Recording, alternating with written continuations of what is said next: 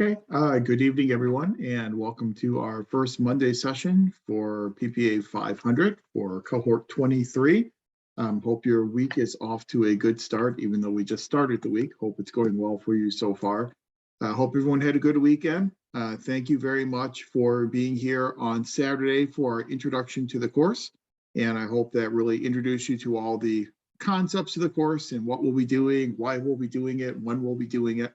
I am teaching from home tonight, and so I hope I don't have any connectivity issues, but if you see my camera go off, it's because I'm trying to save a little bit of bandwidth so we don't have any connection issues. If for some reason tonight, if I disappear, it just means that I lost my connection and I'll reconnect as soon as I can. But the class session should remain open because the way Zoom usually works is that when the host leaves for whatever reason, it then defaults to the first person who logged in. And so whomever logged in first, probably become the host for a moment until I can get back in. But just don't go anywhere because I will be back as soon as my internet connection allows me to. But hopefully that won't be an issue. But if you do see my camera go off, you know why my camera is going off, is just to save a little bit on the good old bandwidth. Thank you, everyone, for your introductory posts. I've gone through and read all of those. One of the things I really like about our DL program is the variety of different educational backgrounds and experiences that everyone brings into the program. Several years ago in the DL program, we operate the program according to work sites. And so we usually, in any one given cohort, we'd have maybe 2, at the most 3 work sites that everyone worked at. And so there wasn't that much diversity in terms of work experience. Reading through your introductory post, I saw a great deal of diversity in everyone's work experience. As always, we have several people who work in local government, a lot of people working for cities, some people working for county governments, some people working for the state in terms of higher education, the Cal State system, a few people working in nonprofit organizations. We have a couple of people working in the private sector. We have some people who are working in special purpose governments, such as school districts and regional water districts. And so there's a great deal of variety in your occupational backgrounds as well as your undergraduate degrees. And so that's really good for a program like this, because I'm going to try and incorporate as often as possible breakout rooms so that we can get together in different breakout rooms and you can start to meet other people in the cohort and start working with other people in the cohort. And so it's really nice to have a variety of different backgrounds to add that diversity to our discussions that we have in those breakout rooms. So thank you for those introductory posts. Thank you as well for all of you who are able to participate in that American government pre-assessment. Again, it's anonymous, so I don't know who participated or who didn't, but for those of you who did, thank you very much. The results I'm using for tonight so that we can understand what we need to spend a little bit more time on with the American government and what we probably don't have to spend so much time on. And it's just a really nice pre-assessment to kind of guide me in terms of what we need to cover with our basic information that we start out with for this evening. Now, your first graded Canvas essay is due next week on March the 5th. So hopefully you'll be working on that this week. For that Canvas essay number 1, you'll be responding to a prompt about Madison and his Federalist paper number 10, looking at factions. And so you'll be answering the question, if you believe that we as society are more factionalized today than we were back in Madison's times, why or why not? And then what recommendations do you have for us to try and address this factionalism that we may see in today's society? Again, what you'll be doing is you'll be providing 3 posts, an initial post to that prompt for between 2 and 4 paragraphs, and then you'll be responding to 2 of your classmates' posts. As we talked about on Saturday, all the posts are due by March 5th, which is Sunday, but I do ask that if you can, post your initial post earlier in the week, maybe around Wednesday or Thursday, just so people have something to respond to. Because if we're just waiting around for someone to do an initial post until Sunday, it's going to be a mad scramble to get those response posts done. So if you do your initial post a little bit earlier in the week, and then all 3 posts are then due no later than 11:59 p.m. on March the 5th. And then that will be your first graded Canvas essay. So that's what we have coming up around the bend. Okay, Any questions or anything at all before we get into our coverage of American government this evening? Let me kind of give you an agenda for what we'll be doing tonight. We'll spend about the first hour or so with some of this foundational information on American government. Then we'll take a break. And then after our break, I would like to put you into breakout groups. And then I have a prompt for each group to respond to, looking at the influence of separation of powers and federalism on your work as a public manager or public administrator. And then we'll work in those breakout groups for about 30 or 40 minutes. Then we'll reconvene as a class. We'll share the results from those breakout groups. And then if time permits, we'll then move into our discussion of the Constitution. Chris, I see your hand is up. Go ahead. I can't hear you, Chris.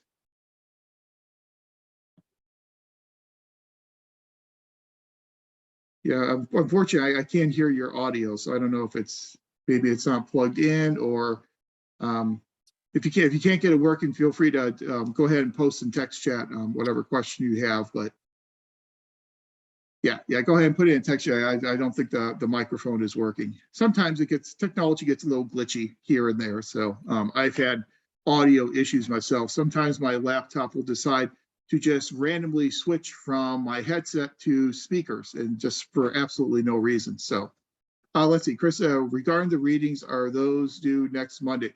The readings that are due for class next Monday are the readings on accountability and ethics. And I believe that you have the chapter in the Kettle textbook.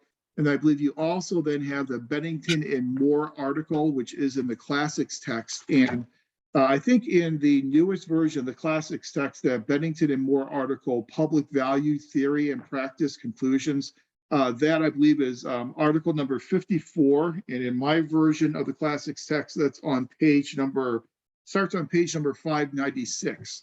So that's for next week for a discussion of accountability and ethics. The readings on the Constitution, the readings on the Articles of Confederation, those Federalist Papers, we're going to cover those readings in class tonight. So for next week, it's Bennington and Moore in the classics text, and then the accountability chapter in the Kettle textbook. Okay, let me again kind of preface some of this information we're going to talk about tonight with the recognition that different people have different training in American government. You know, if you're a political science major, you've had American government maybe ad nauseum, and so a lot of these things are going to be very familiar to you. If you haven't had American government at the undergraduate level, you haven't had it for a while, this is a really nice refresher in order to kind of create the environment in which public administration operates. And the whole reason why we spend time in our first class session talking about American government is the recognition that people come into this program from a variety of different backgrounds, both in terms of occupations as well as in terms of education. So it's a good way we can create a level playing field for everyone in terms of understanding the American government climate and environment in which public administration operates. Because the study of public administration is essentially the study of public bureaucracies. And a bureaucracy is a rational organization that carries out these programs and these policies to benefit society. So what we do in public administration is happening within this context of our somewhat unique system of American government. And so that's why we do spend some time on our first night going through some of these basic concepts of American government. So our system of American government is predicated upon the idea of limiting power. So we are trying to limit the power of government.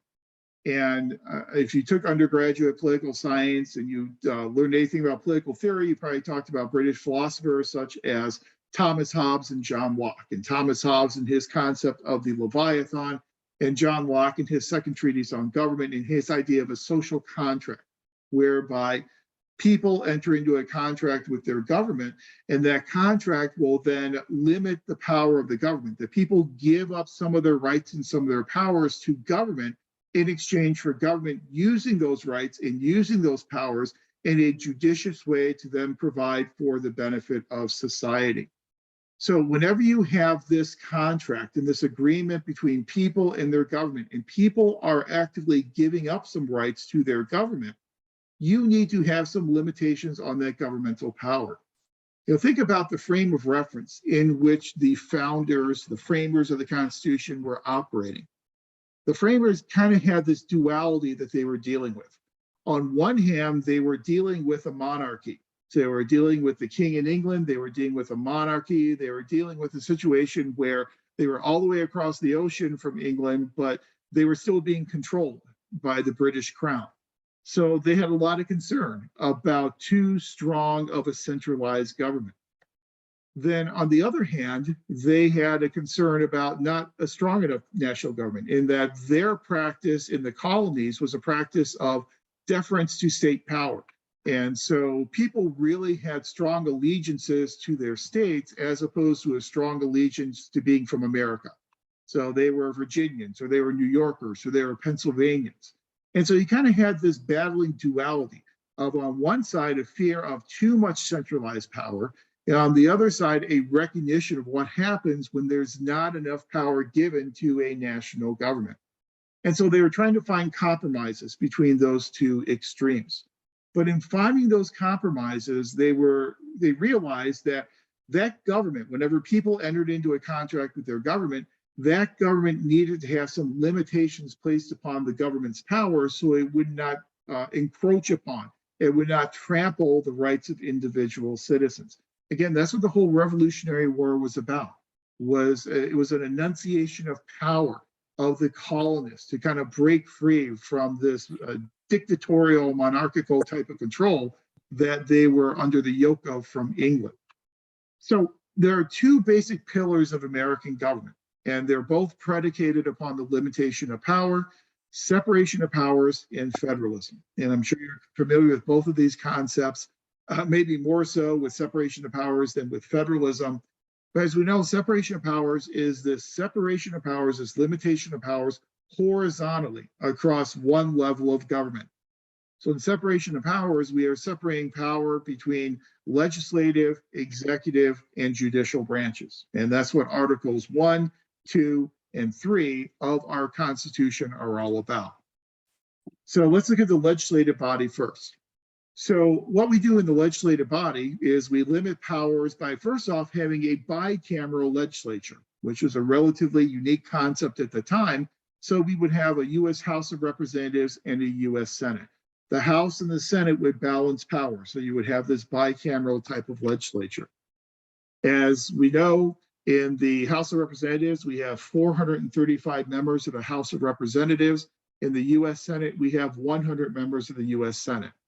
Membership in the House of Representatives is based upon proportional representation. Membership in the Senate is based upon equal representation with 2 senators per state. Currently in the House of Representatives, the party in control is the Republican Party. And the Republican Party currently controls 222 seats in the House of Representatives. The Democratic Party controls 213 seats.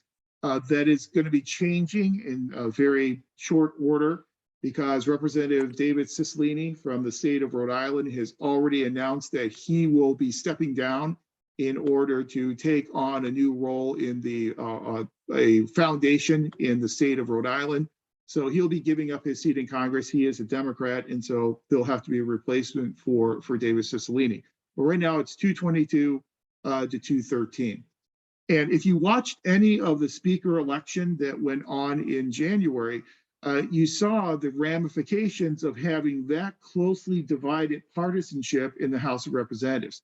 In that for Kevin McCarthy to become speaker, it took 15 ballots, 15 votes for him to become speaker, because he had a core of 5 or 6 people in the Republican Party who were refusing to support him. So he wasn't able to get up to that 218 vote majority in order to be elected Speaker of the House. Typically, the vote for Speaker of the House is much more of a pro forma type of process, because one party will have enough votes that if they lose some votes, they can still get to the majority of 218. Over in the U.S. Senate, we have a very closely divided Senate. We have 49 Republicans, and officially we have 48 Democrats. There are 3 independent senators, Angus King from the state of Maine, Bernie Sanders from the state of Vermont, and Kristen Sinema from the state of Arizona, They are all independents, and so they do caucus with the Democrats. And since they usually caucus with the Democrats, we say the Democrats control 51 seats and the Republicans control 49 seats. But that Democratic control is all based upon those three independents who are caucusing routinely with the Democratic Party. So we have some very closely split party differences in the House and the Senate. Now, at the state level, most states follow this bicameral type of arrangement. In fact, 49 out of 50 states have bicameral state legislatures that look a lot like this bicameral arrangement at the national level. The exception of that is Nebraska. And Nebraska has a unicameral legislature. They only have a one-body legislature, but all the other 49 states have bicameral legislatures. So here in California, we have a bicameral legislature, as I'm sure you're aware. We have a California State Assembly, and we have a California State Senate. There are 80 members of the California State Assembly. Currently, 62 of those 80 members are Democrats. 18 of those 80 members are Republicans. And we have 40 seats in the California State Senate. 32 of those seats are Democratic, and only 8 of those Senate seats belong to the Republican Party. So we have what's called a supermajority Democratic control in both the Assembly as well as the Senate here in the state of California. You add that with having a Democratic governor, and we have what we refer to as unified government under the Democratic Party here in the state of California. At the national level, since the House is Republican and the Senate is Democratic, and we have a Democratic president, we have divided government. And divided government really has been the norm in terms of the national level. At the national level, in the House of Representatives, the leader of the House of Representatives is the Speaker, Kevin McCarthy, from here in the state of California. The minority leader is Hakeem Jeffries from the Democratic Party from the state of New York. In the U.S. Senate, we have Chuck Schumer from the state of New York, who is the majority leader in the U.S. Senate, a Democrat. And we have Mitch McConnell, a Republican from Kentucky, who is the minority leader in the U.S. Senate. Here in California, the Speaker of the California State Assembly is Anthony Rendon from Lakewood. And then the President Pro Tem of the California State Senate is Tony Atkins from down around San Diego Lake. So our California state legislature is kind of modeled the same way as the Congress is. It's just we certainly have fewer seats in the California state legislature than what you would see in the U.S. House and the U.S. Senate. So we've got this legislative body, and then the power of the legislative body is checked by the executive branch, part of our separation of powers. And the executive branch and the president is spoken of in the second article of the Constitution. And as we talk about differences between the Articles of Confederation and the Constitution, we will see one of the main differences is that under the Articles of Confederation, we didn't really have a singular type of president, a singular type of leader of the executive branch. Under the original Articles of Confederation, the president essentially came from the Congress. Under our new Constitution, we have an independent, powerful president leading up the executive branch. And then the third part of separation of powers, as you know, is the judiciary. Under the original Constitution, under Article 3, there was only one court that was created in the judicial branch, and that was the U.S. Supreme Court. All courts inferior to the U.S. Supreme Court, so what we have now with our courts of appeal, as well as our district courts at the federal level, those were all created by Congress in the Judiciary Act. The separation of powers is this horizontal separation of power and balancing of power at one level of government. This is what Alexander Hamilton in Federalist Paper number 28 referred to as balancing ambition against ambition. So you balance the ambition of Congress against the ambition of the president, against the ambition of the court, the judiciary. So that's a horizontal separation of powers. Then we also have this vertical separation of powers where we separate powers and responsibilities between national and state governments. And that's what we call federalism. Now, constitutional federalism is the division of powers and responsibilities between two levels of government, the national government and state governments. Local governments do not have a role to play in constitutional federalism because local governments are not mentioned in the US Constitution. The protections that local governments have must come to them from state constitutions or from state laws and regulations. That is a principle that is known as Dillon's rule. And in this principle known as Dillon's rule, that comes from an Iowa judge many, many years ago named John Dillon. Dillon's rule says that local governments are creatures of the state. States can create local governments, states can empower local governments, and if states so choose, states can eliminate and destroy local governments, because local governments are creatures of their states.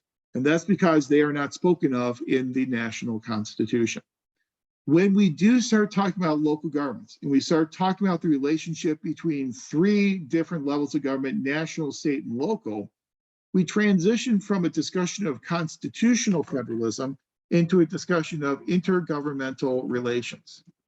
And much later on in the program, you will take a class, one of your pre-selected electives, on intergovernmental relations. And intergovernmental relations looks at the relationship between all three levels of government, which is very appropriate for us in this cohort, because reading through your introductory post, the majority of people in the cohort work for either city or county or special purpose governments at the local level. So it's a very strong influence of representation from local governments in this cohort. And we'll talk about local, state, and federal relations when we get into that intergovernmental relations class. But for our purposes now, separation of powers is a horizontal separation of power or limitation on power. Federalism is a vertical limitation of power. And just for those of you who are interested, the picture on the screen in the middle there, that president, that is President James Polk. And I just, every class I put a different president up there, and that just happens to be, it was James Polk's turn for this class. And so that's why he is up there as our representation of a president. So our type of government is predicated upon limitation of power and the belief that power comes from the people. The question then becomes, how do people exercise their power? How do people participate in their own self-direction and their own self-governance? Well, our system of government is both a democracy as well as a constitutional republic. So we have both systems of government and aspects of both systems of government in our system of American government. We are both a democracy as well as a constitutional republic. So my question for you is, what is a democracy? What makes a government a democracy? Because there are a lot of countries around the world that refer to themselves as a democracy. They'll call themselves a democratic republic of whatever, or the Democratic People's Republic of whatever. But it doesn't look a lot like what we normally consider to be a democracy. So what do we normally consider to be a democracy?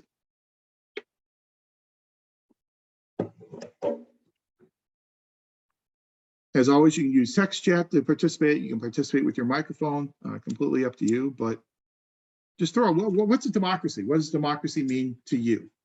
A democracy is a system of government where the people choose how the government is run. Sure. Yeah, theoretically. I think that's good. That's a good definition. Zaniel says it's a form of government where people choose. You know, people participate in their own governance. People make their own decisions. They have avenues for participating in their own decision making. Power is flowing from the people. As Emily says, we have democracy has free and fair elections. That's a very important avenue for participation.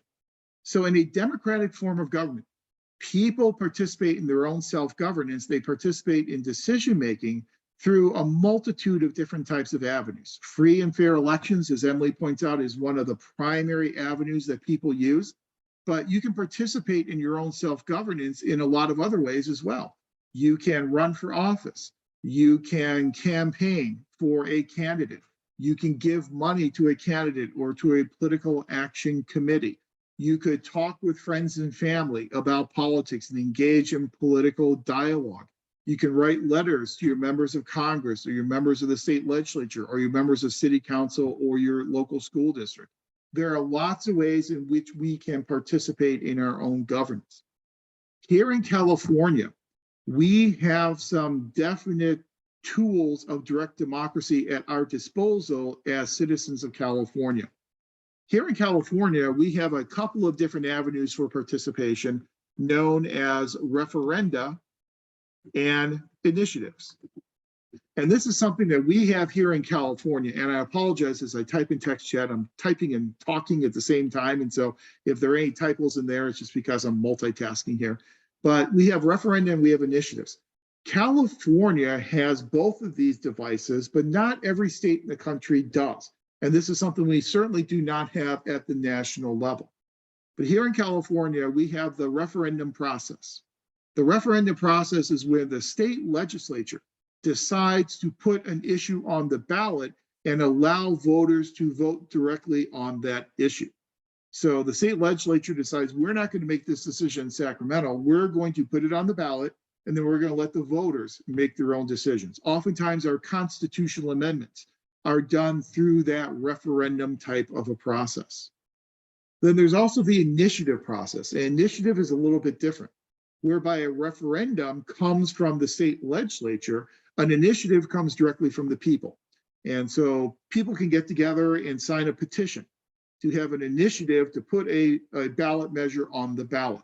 If they get the requisite number of signatures, it's typically 8% of the number of people who voted in the last gubernatorial election. If you get that number of verified signatures, then you can force an issue on the ballot to then be decided directly by the voters.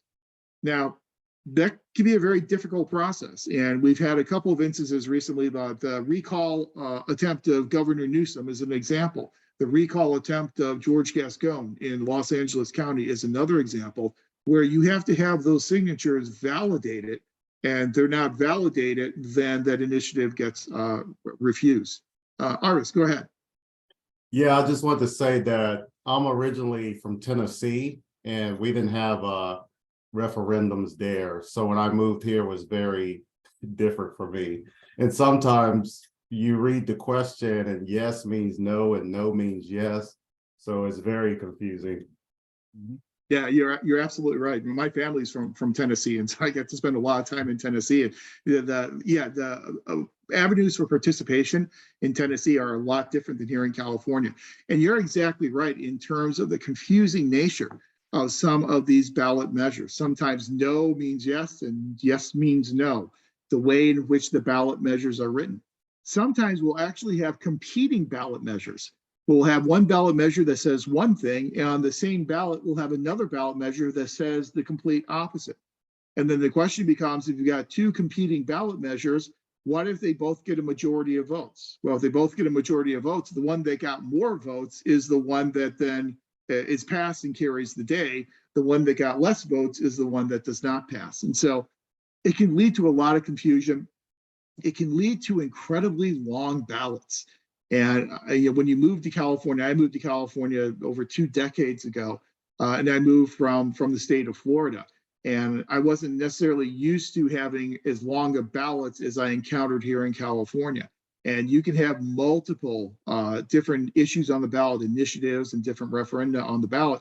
You could have upwards of 20 or 30 different issues on top of all the candidates that you are also voting for.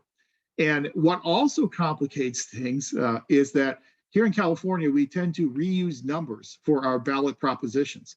So we have multiple Proposition 57s over the years. We have multiple Proposition 1As. We have multiple Proposition 219s. We have multiple Proposition 13s.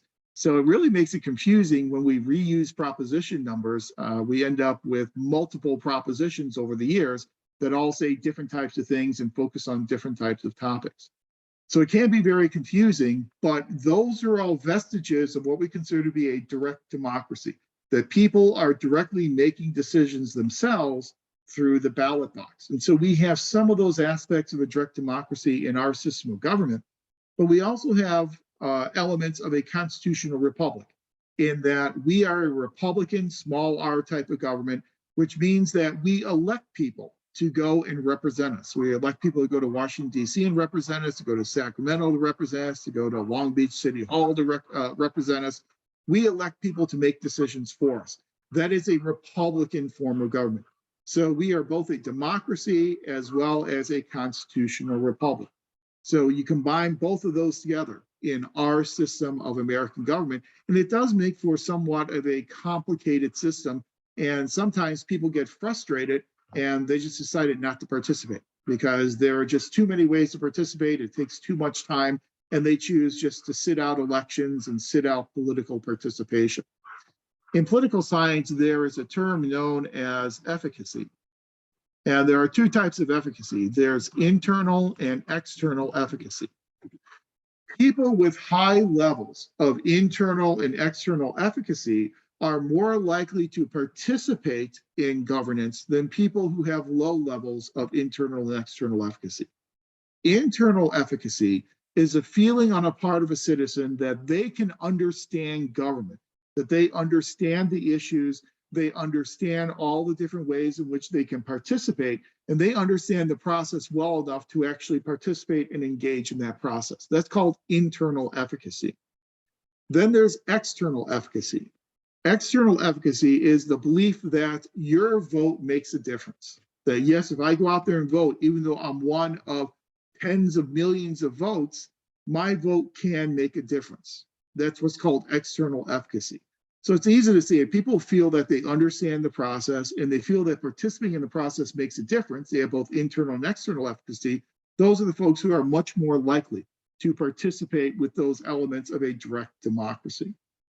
So not everyone participates. And even though we have all these multiple avenues of participation, there's a very famous federalism scholar named Morton Grodzins, and we will talk about him in the intergovernmental relations class. But he's most famous for his theory of what's called multiple cracks. That he argues in our system, because of our system of federalism and direct democracy, we have got all these multiple cracks as citizens that we can take advantage of in order to participate in our own decision-making and to influence the decisions made by governmental entities and organizations. It's just people don't take advantage of those multiple cracks that are afforded to them. Now, granted, there are a lot of factors that beyond just internal and external efficacy that can contribute to whether or not someone participates. Age, there tends to be a strong positive relationship between age and the likelihood of someone to vote up until you get to above age 65. But once you get to, all the way up to age 65, as age increases, there's a positive correlation with the likelihood to vote as well. Socioeconomic status is also strongly correlated with the likelihood to participate in voting and political decision making. But we are both a democracy as well as a constitutional republic. As a democracy and a constitutional republic, we assume again that power comes from the people, and that people then agree to give up some of these powers and some of these rights to government, and government in exchange will then agree to judiciously use these powers in order to provide for the welfare of the public and to provide for society. That is this social contract theory that comes directly from John Locke in his second treatise on government.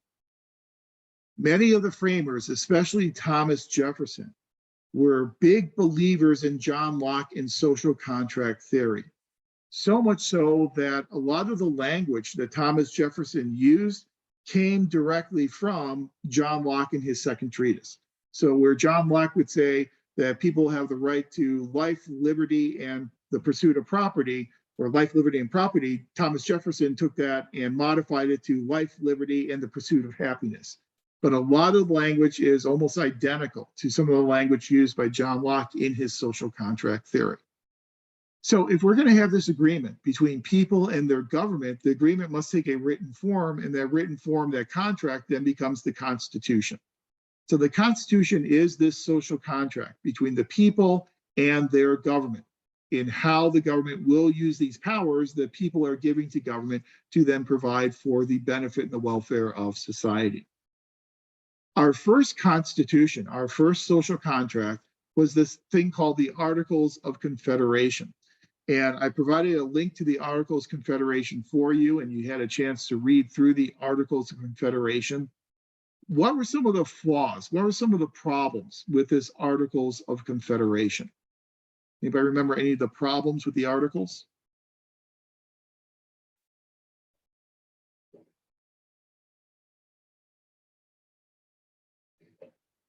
And one of the problems is right there in the title of the Articles of Confederation, mainly that last word, confederation. It was a confederation.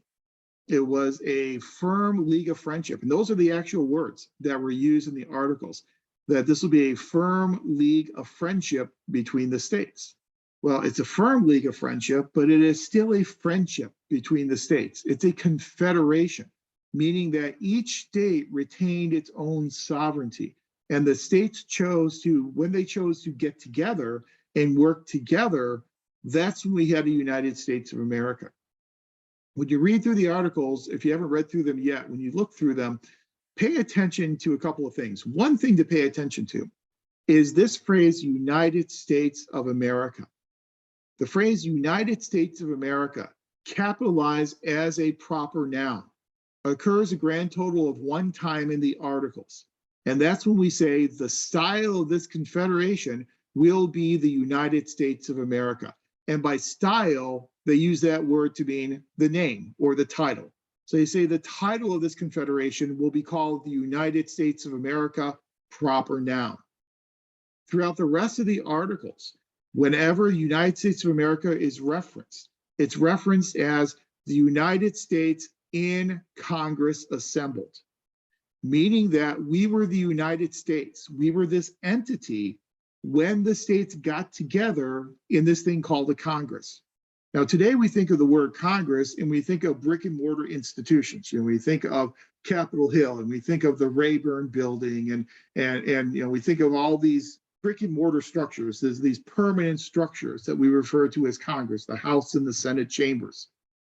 But for the framers in the Articles of Confederation, when they wrote about Congress, they were writing about Congress as a meeting. And so Congress, another definition of a Congress is a meeting.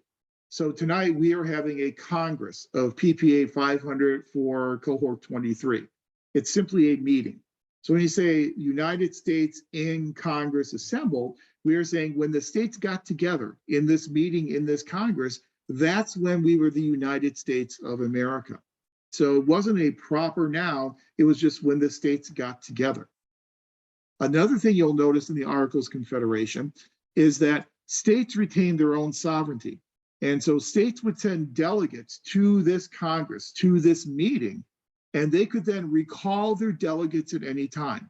So whenever they were disaffected by what was going on in this meeting, they didn't like what was going on in this meeting, they could pack up their marbles and go on back home. They could recall their delegates at any time. Essentially, it was the states getting together that made this national government, and they could decide to leave it whenever they felt that necessary.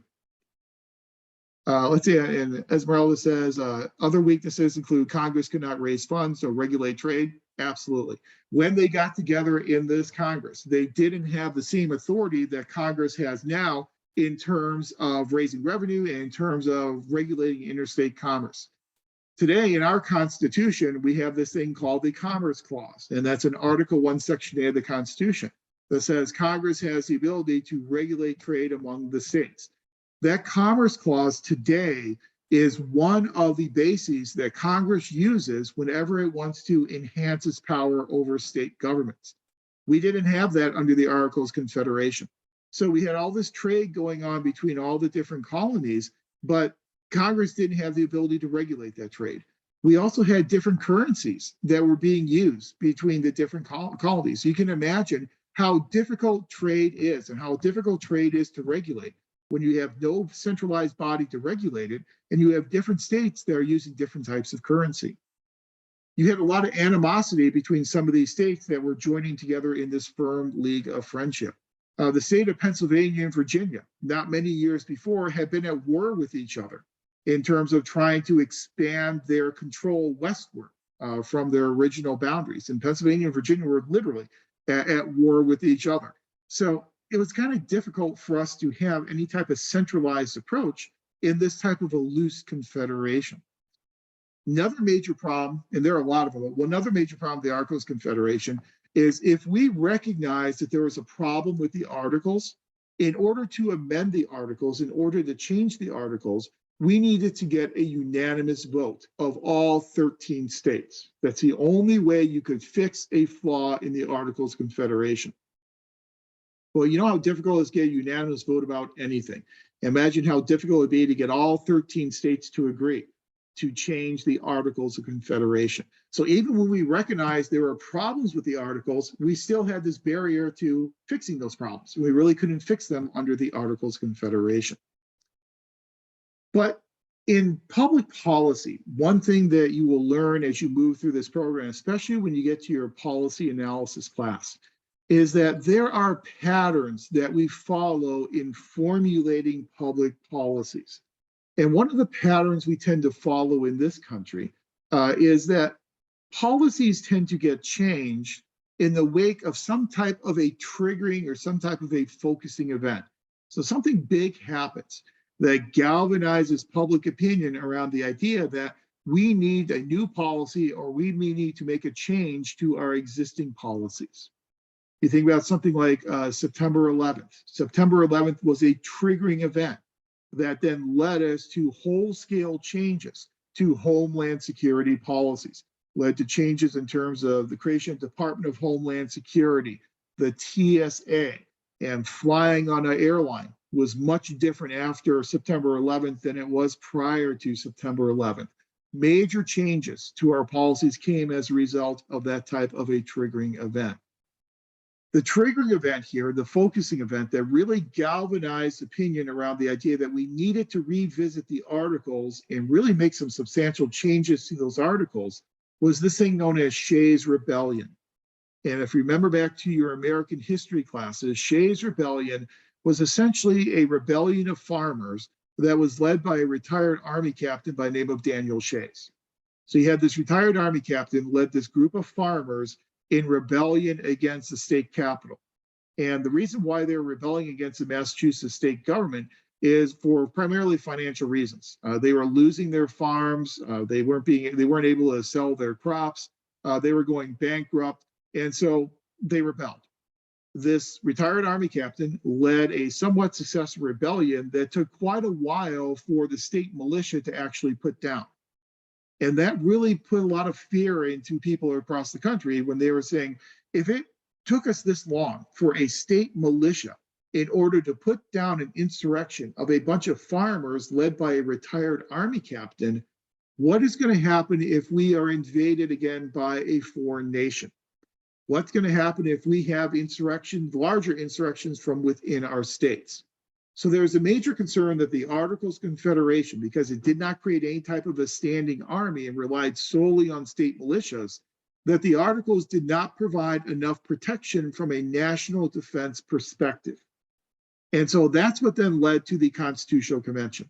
And the whole purpose of the Constitutional Convention was not to get rid of the Articles, but rather to amend the Articles to strengthen national defense. So it's a very limited type of goal that we had in that Constitutional Convention. However, during that Constitutional Convention, Madison and his allies were able to get the ball rolling toward not just modifying and amending the Articles, but completely replacing the Articles with a brand new social contract, with a brand new Constitution. And Madison was successful for a variety of reasons. One reason why Madison was successful was a very practical one. And that is that Madison and a lot of his allies, known as the Federalists, actually arrived at the Constitutional Convention first. They got there early. They were some of the first ones there. And so those initial debates about replacing the Articles of Confederation with the new Constitution were really very much dominated by Madison and his allies. It took a while for the Anti-Federalists, led by people like Sherman, to roll into town. And by the time they got there, the ball was already rolling toward getting rid of the Articles and replacing them with a new Constitution. But Madison was also successful by pressing a nerve with these Anti-Federalists. And so at this Constitutional Convention, we had three main conflicts that were going on. The one conflict we had going on was a conflict between the Federalists and the Anti-Federalists. The Federalists believed in getting rid of the Articles and replacing with a Constitution that created a strong national government. Anti-Federalists believed in states' rights, they believed in state sovereignty, and they felt that the powers and duties of a national government needed to be very limited and needed to be very few. So Federalists believed in a stronger national government. Anti-Federalists believed in states' rights and a much smaller and weaker national government. And that was one of your main conflicts you had at the Constitutional Convention. But what Madison and the Federalists were able to do is they were able to convince the Anti-Federalists that the Anti-Federalists actually wanted more out of a new Constitution than just stronger national defense. So when you think about the framers who were at this Constitutional Convention, they fit a certain demographic profile. They were all white, they were all male, and they were all property owners. That was a requirement for voting, that was a requirement for being a delegate. So these white male property owners, they were the creditors. They were the ones who loaned the money to make the Revolutionary War possible. So Madison and the Federalists knew that these people wanted to get their debts repaid. They wanted to get this money repaid after the Revolutionary War. So there was an economic imperative that these Anti-Federalists had that they really weren't owning up to. They really weren't admitting to. The Federalists knew that they had this desire to get their debts repaid, this economic type of imperative. There's a very famous book in history known as the Economic Interpretation of the Constitution. And in the economic interpretation of the Constitution, it is argued that those delegates at the Constitutional Convention, they were there to benefit themselves individually from an economic perspective. Well, as you might guess, when that book was published, people were not very happy about that because it kind of ran counter to the deification of a lot of people who, a lot of our framers and a lot of the founders of the Constitution. Where the discipline of history kind of came down is that the discipline of history kind of came to the conclusion that, yes, they were there for economic purposes, but it wasn't just their individual economic purposes. They were there to try and further the economic purposes of their states as well. But I think everyone came to the conclusion that, yes, indeed, the framers had some economic imperatives in addition to wanting stronger national defense. And once Madison and the Federalists were able to get the Anti-Federalists to agree that, yes, there was an economic role for the national government to play, it was essentially game over in terms of preserving the Articles of Confederation. And once they got them to admit that, then majority of delegates then got on board with getting rid of the Articles and replacing the Articles with this new Constitution that created a stronger national government, much less of a confederation than what we had previously under the Articles. So at this Constitutional Convention, we had, again, that one main conflict between the Federalists and the Anti-Federalists. We had a second main conflict going on between large states and small states.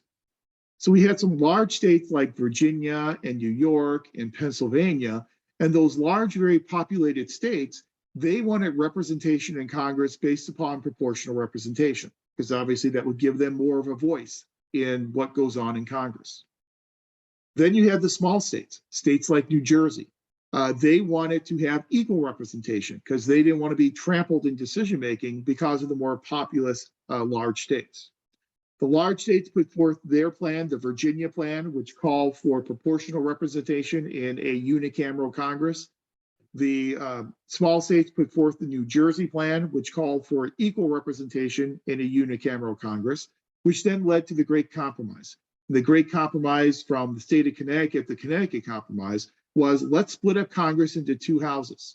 We'll have one house, which will be proportional representation, and then we'll have another house called the Senate that will be equal representation.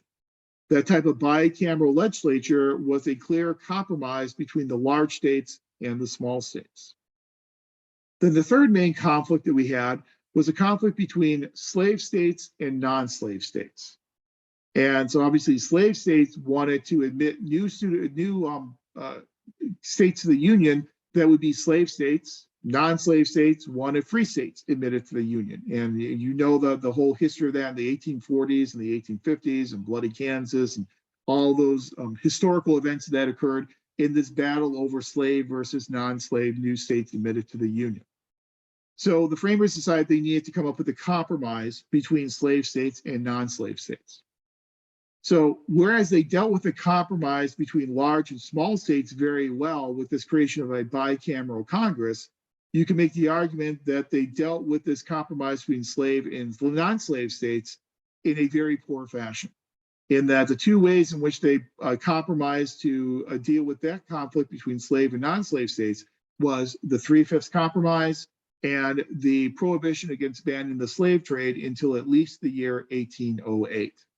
Again, two compromises that really helped push the country down the road toward the eventual Civil War in 1861, the secession of Southern states and the resulting Civil War. So the Constitution that was created out of this Constitutional Convention was a Constitution that's a series of compromises. Our contract, our social contract, is a series of compromises. There are compromises made between Federalists and Anti-Federalists. Federalists got a supremacy clause in the Constitution saying that the national Constitution and laws of the national government are the supreme laws of the land and reign supreme over state laws and state constitutions. To mollify the Anti-Federalists, we put in some limitations in Article 1, Section 9 against what Congress cannot do. So we listed all the things Congress was prohibited from doing. Congress may pass no ex post facto laws, no bills of attainder, no suspension of writ of habeas corpus unless there's an insurrection or rebellion. Here are all these limitations that we are placing upon the powers of Congress. But that really wasn't good enough for the Anti-Federalists. They wanted more. And so the more that they wanted is they wanted a series of amendments, as we all know, came to be known as the Bill of Rights. They wanted, essentially, there were 11 amendments that initially were going to be added to the Constitution in order to mollify the Anti-Federalists and get this Constitution ratified, especially by citizens of the state of New York.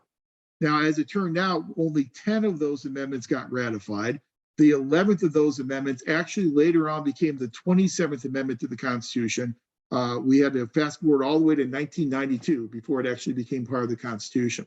We had these 10 initial amendments. So immediately, as soon as we have this Constitution, we then add 10 amendments to it immediately in the Bill of Rights, again, to placate the Anti-Federalists and their concerns about the creation of too strong of a national government. But in addition to amending the Constitution 10 times, also to get ratification of the Constitution by Anti-Federalists and especially the citizens of New York, we had three gentlemen, Alexander Hamilton, James Madison, and John Jay, who wrote what were called the Federalist Papers. And they wrote 85 Federalist Papers.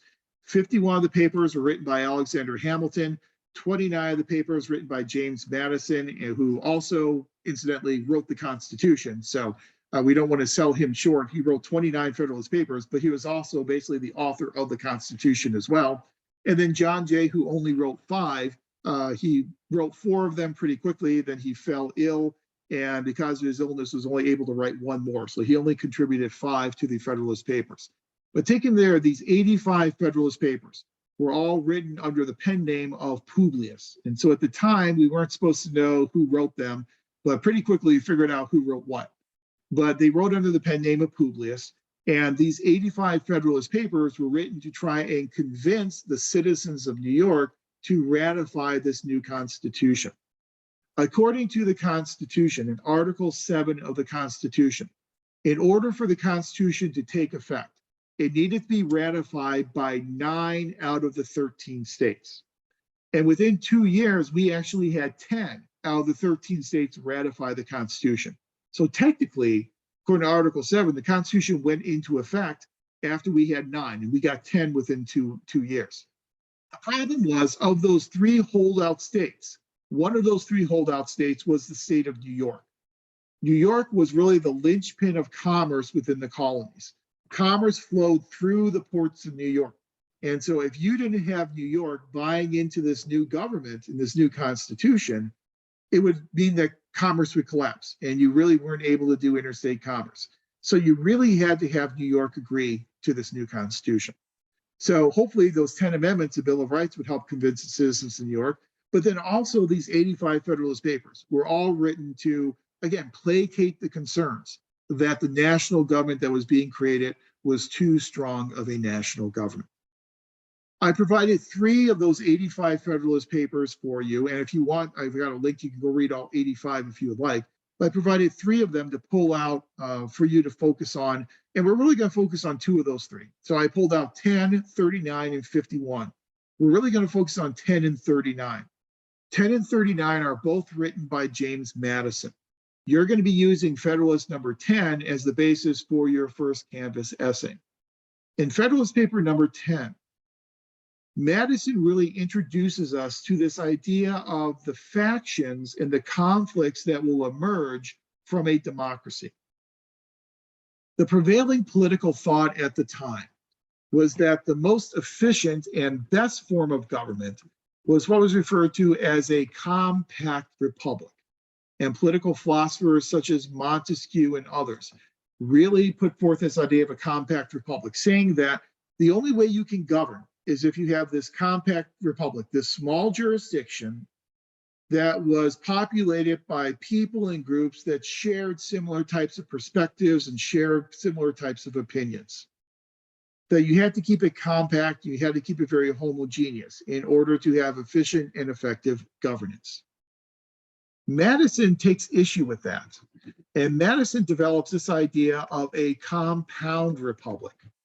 And Madison argues that instead of a compact republic, the most effective way of organizing a government is through a compound republic, where you have a large jurisdiction and you have a lot of different groups and a lot of different perspectives and a lot of different opinions. In Federalist 10, he argues that this compound type of republic is going to create conflict. You're going to have one group that is in conflict with another group that's in conflict with another group, because they all have different vested interests that sometimes may be mutually exclusive from each other. So he said conflict is a natural outgrowth of a democracy, of a compound republic. So in Federalist 10, he says there are 2 ways we can deal with these conflicts that come from these different factions, these different groups. One way, he says, is to eliminate factions. But he dismisses this very quickly out of hand, because he says if we eliminate factions, we are in essence eliminating democracy. Because if we eliminate the ability of people to have different opinions and to participate in different ways, that's the entire heart of a compound republic and a democratic form of government. So the best way to deal with these factions is the second way, which is to control their effects. And the way in which we control their effects is by balancing faction against faction. And by balancing faction against faction, we can control the effects of factions so that one faction does not become too powerful and then take away and erode the rights of other factions and other citizens. So in Federalist 10, he's basically giving us a roadmap for how we can deal with the conflict that will be inevitable in a democracy, in a compound republic. But this whole idea of a compound republic, a large jurisdiction with heterogeneity of ideas and perspectives, this kind of what Theodore Loy would call marketplace of ideas, was a pretty, no pun intended, revolutionary thought at the time, in that most political philosophers thought only a compact republic would be the only efficient and effective form of governance. So in Federalist 10, he's giving us this roadmap. So he said, don't worry about this conflict because we can handle it. We can deal with it. By balancing faction against faction and by controlling the effects, you will not have the opportunity for one faction to become overpowerful and to basically become tyrannical. And that was his control over having one group or one individual becoming a tyrannical force and becoming a monarch. Then in Federalist 39, we see Madison take a little bit different of a tact. In Federalist 39, he tries to convince the citizens of New York to support this new constitution in a couple of ways. One way he does it in Federalist 39 is he says, this new constitution is nothing for you to fear because it is very similar to the form of government you currently have in your state. He said, this is nothing new. This is nothing novel, even though it was. He said, this is nothing new and novel. He said, think about things like the terms of the president. So in the Constitution, we're giving the president a 4-year term. Most governors in most of your states have a 4-year term. Some of your governors have a 6-year term. Some of them have a 7- and 8-year term. So for anything, this new Constitution is actually limiting the time in office for this new president. So it will keep this new president from becoming a dictator or becoming a monarch. He says, look at the terms for members of Congress. So we have 2-year terms for members of the House. Well, 2-year terms are very short. They're shorter than any other terms any state has currently in their state legislature. Even for senators who have what seem like 6-year long terms, a lot of states have 6-year terms for their members of their state legislature. So he said, don't fear this. This is nothing unusual. This looks and feels a whole lot like what you already have in your state governments, in your state legislative bodies, and your state executives. So he says, it's nothing new. Don't fear that. It's a new novel type of thing. But then he says, also don't fear it because it really is a series of compromises. And so what he does is the second way he allays the fears of the anti-federalists is he says, let's go through and deconstruct the Constitution and let's pull it apart into its component entities and then analyze each one of the parts of the Constitution to determine, is this Constitution federal or national in nature? His big question was, is this Constitution federal or is it national? For Madison, when he says federal, he means states' rights. So he kind of views federal the way we would view a confederation today. So when he says federal, he says that means the Constitution is protecting the rights of states and protecting state sovereignty. By national, he means the power goes to one government, the national government, and the national government reigns over state governments. So it's either federal or it's national. So he said, let's see what the Constitution is. So he says, let's look at the different parts of the Constitution. So let's start out looking at how the Constitution and the nation was created. Madison argues the way in which the nation was created was very much done in a federal way, in that the states created the Constitution, the states created the nation. The states all got sent their delegate to the Constitutional Convention. The delegates were there representing their states. And so it was the states that created the Union. The states created the Constitution. It's a federal type of an approach. Well, it makes sense for us now why he made that argument, because he was trying to convince the anti-federalists not to be afraid of the new national government, that states still retain their rights and still retain their powers because they created this new national government.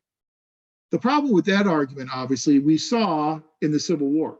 And the lead up to the Civil War, with Southern states engaging in things such as interposition, nullification, and secession from the Union, states seceded from the Union based upon this Madisonian argument.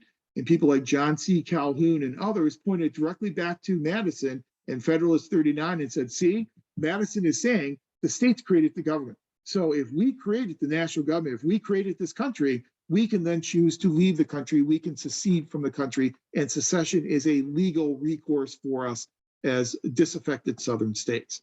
So without really unwittingly knowing it, Madison kind of laid the seeds and laid the framework for what would eventually be the argument used by Southern states in seceding from the Union. But he says the states put together the Union, so therefore it was very federal in nature. It was the states that did it. The states retained that type of power.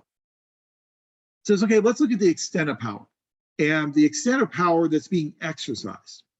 Well, in the House of Representatives, the House of Representatives are being elected by the people. And it's done on proportional representation. So since they're being elected by the people, then it's a little bit more national. And he'll give you that. That's a little more national in nature.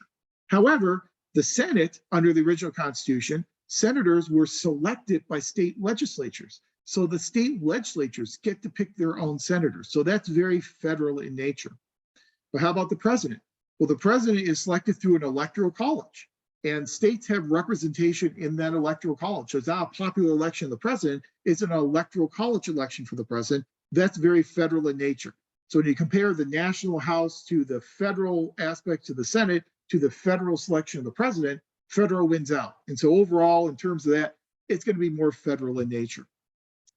He says also, in terms of the extent of power, when you look at representation in Congress, those representatives usually have served in state government before they get to Congress. And so they are very much beholden to their states. They have very strong allegiance with their states. And it's true that at that point in time, if someone would travel overseas, they would not say, I'm American. They would say, I'm a Virginian, or I'm a New Yorker, or I'm a Pennsylvanian. And so he argued the allegiance of these members of Congress will be allegiance to their states, thus making the exercise of this power very federal in nature. He says, okay, how about the operation of government? Well, for this one, he admits it's going to be kind of national because government will be operated by individuals. So we're going to hire these individuals to be administrators, to actually do the daily work of government. They're working as individuals. And so it's kind of more national than it is federal. He'll give you that one. But he says, well, how about how we amend the Constitution? Well, how we amend the Constitution, there's a very strong role for state governments to play because amendments to the Constitution have to be ratified by state legislatures. And so therefore states have a central role in making changes to this new Constitution. So the end result of Federalist 39 is Madison comes to the conclusion that the new Constitution is both national as well as federal, but clearly from the way in which he writes 39, he's letting you know that even though it's a combination of national and federal, when the two come in conflict with each other, it's really more federal than it is national. So since it's more federal than national, you can't be afraid of this anti-federalist because state governments will retain their allegiance from people, they will retain their rights, and they'll retain their sovereignty. So again, 39 is written to allay those concerns and to tell these anti-federalists and these citizens of New York, ratify this new Constitution, support this new Constitution because it will not erode the rights of you or the rights of your respective states. So the Bill of Rights, these first 10 amendments to the Constitution, and the Federalist Papers were the two main strategies used to get New York and the anti-federalists to ratify this new Constitution. And they were successful in that New York did ratify the Constitution, and then eventually all 13 states ratified the Constitution, and we had a Constitution, we had our new social contract. Now, in classes such as this, we always read those Federalist Papers.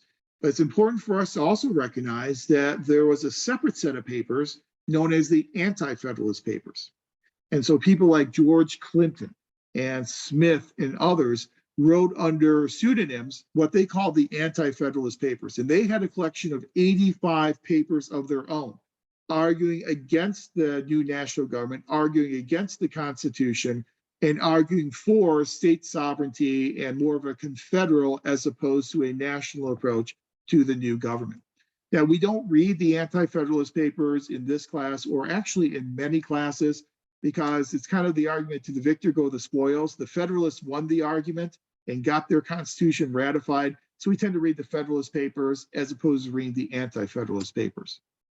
But even though I only have those three Federalist Papers assigned to you, 10, 39, and 51, I do recommend that when you do have time, it's important to remember that the Federalist Papers serve as a really good insight into what the framers meant by what they put into the Constitution. Since the Constitution is a series of compromises, there are conflicting parts of the Constitution.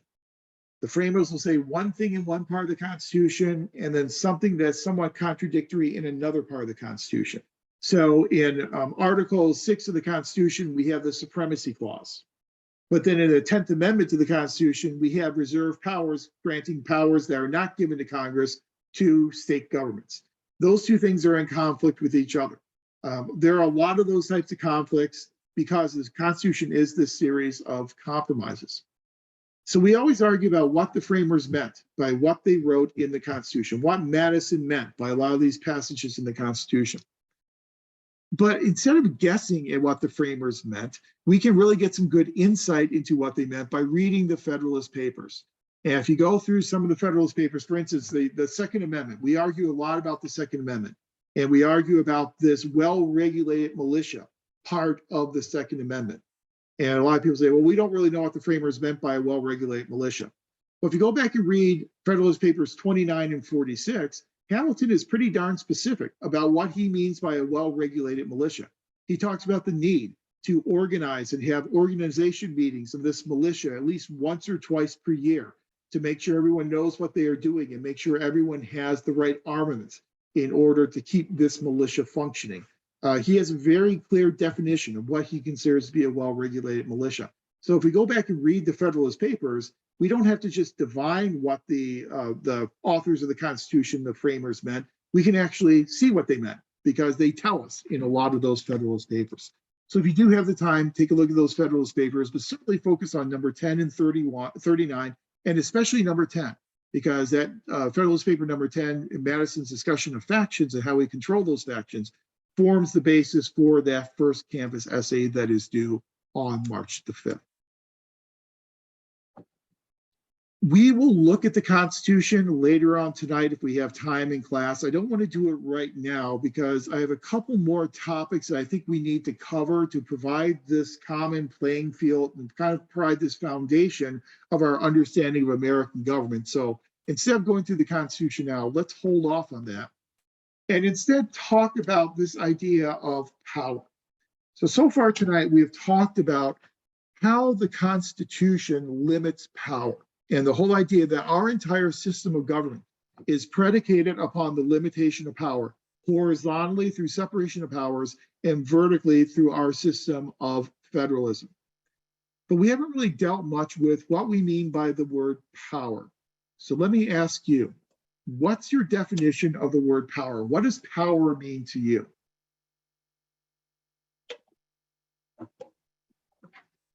Because we throw this word around all the time, especially in disciplines like political science. And we assume that we know what we mean by power. But what do we mean by power? Vu says influence. Absolutely. Power is influence. And oftentimes we look at power as being the use of resources to influence someone to do something they otherwise would not do. And some of those resources, oftentimes, as Irma says, will be money. They're monetary types of resources. As Arvis says, control. Yeah, when we're influencing someone to do something they otherwise would not do, we are controlling them. And we're controlling them, again, through the use of capital and through the use of resources. So the use of resources to influence people to do something they otherwise would not do. And yes, we are forcing people. We're really, oftentimes when we use power, we're using those resources in sometimes an exploitative type of way, in that we are trying to force people to do something that may be not in line with their self-interest. They may be contrary to their own rational self-interest. We oftentimes think about individuals as being rational, self-interested actors. And we assume that a lot with a lot of our theories in political science and public administration. When we assume someone's a rational, self-interested actor, we assume that before they make a decision, they are going to assess the cost of that decision and the benefits of that decision. And they will make decisions whereby the benefits exceed the costs. That's a rational, self-interested way of making a decision. But sometimes people make decisions and engage in types of behaviors that are not always rational. Behaviors where the benefits don't always far exceed the costs. And sometimes when they do that, it's because they are having power exerted over them to do something that may be contrary to their own self-interest. So I think that's a pretty decent definition, that it's the use of resources to influence someone to do something they otherwise may not do.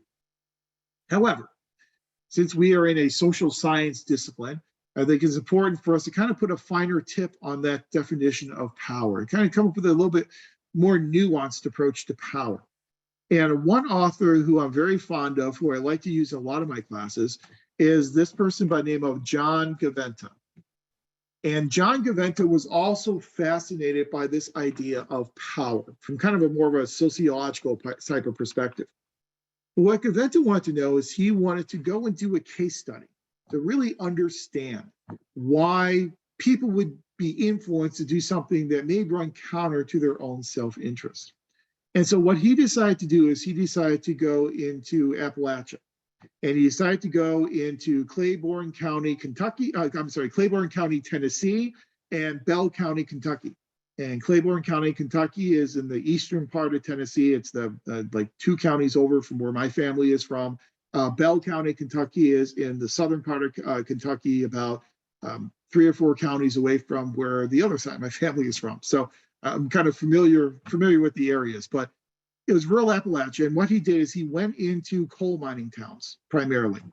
And in those coal mining towns, one of the things that he noticed is that the coal mine owners were able to get the coal mine workers, the coal miners, to do things that would otherwise be considered contrary to their own self-interest.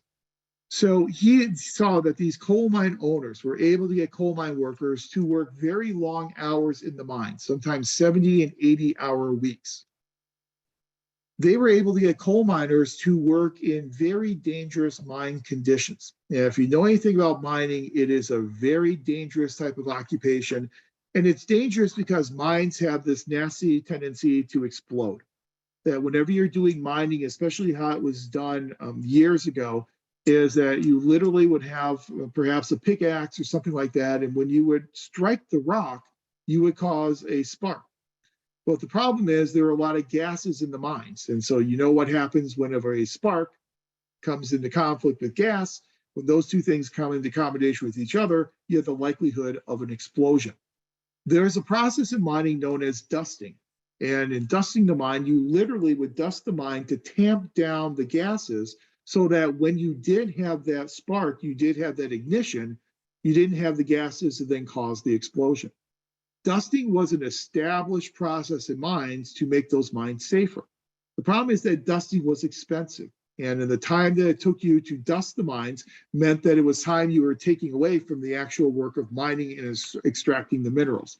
And so coal mine owners didn't want to spend the time and the money doing dusting. And so they didn't. And so the mines were more dangerous than they normally would be. In some of these coal mine towns, the coal mine owners paid the miners not with money, but they paid them with tokens. And those tokens could only be redeemed at the company store. So the only general store in town was the company store, and it took only tokens. And those tokens were what were given to the miners to pay them for their 80-hour weeks. So you hear some of those songs, I owe my soul to the company store. That's what we're talking about. So you had the coal mine owners who were able to get these coal miners to do all these types of things and to agree to all these things, working in dangerous mines and getting paid by tokens and only having one store to shop in and working 80-hour weeks, which are obviously counter their rational self-interest, but they were still doing it. So the coal mine owners were exerting power over these coal mine workers. And what Gaventa wanted to know is he wanted to know how they were doing that. And yeah, this is a similar type of say, like Esmeralda points out, did it with the Science Brickyard. They did a lot of building in Pasadena and Montebello. And this is a very common type of study, but Gaventa did his in this coal mining type of environment. And he really produces for us this really interesting typology of what he considers power that provides us with a more nuanced definition of power. So according to Gaventa, there are really three different faces or three different types of power that he identified through his studies.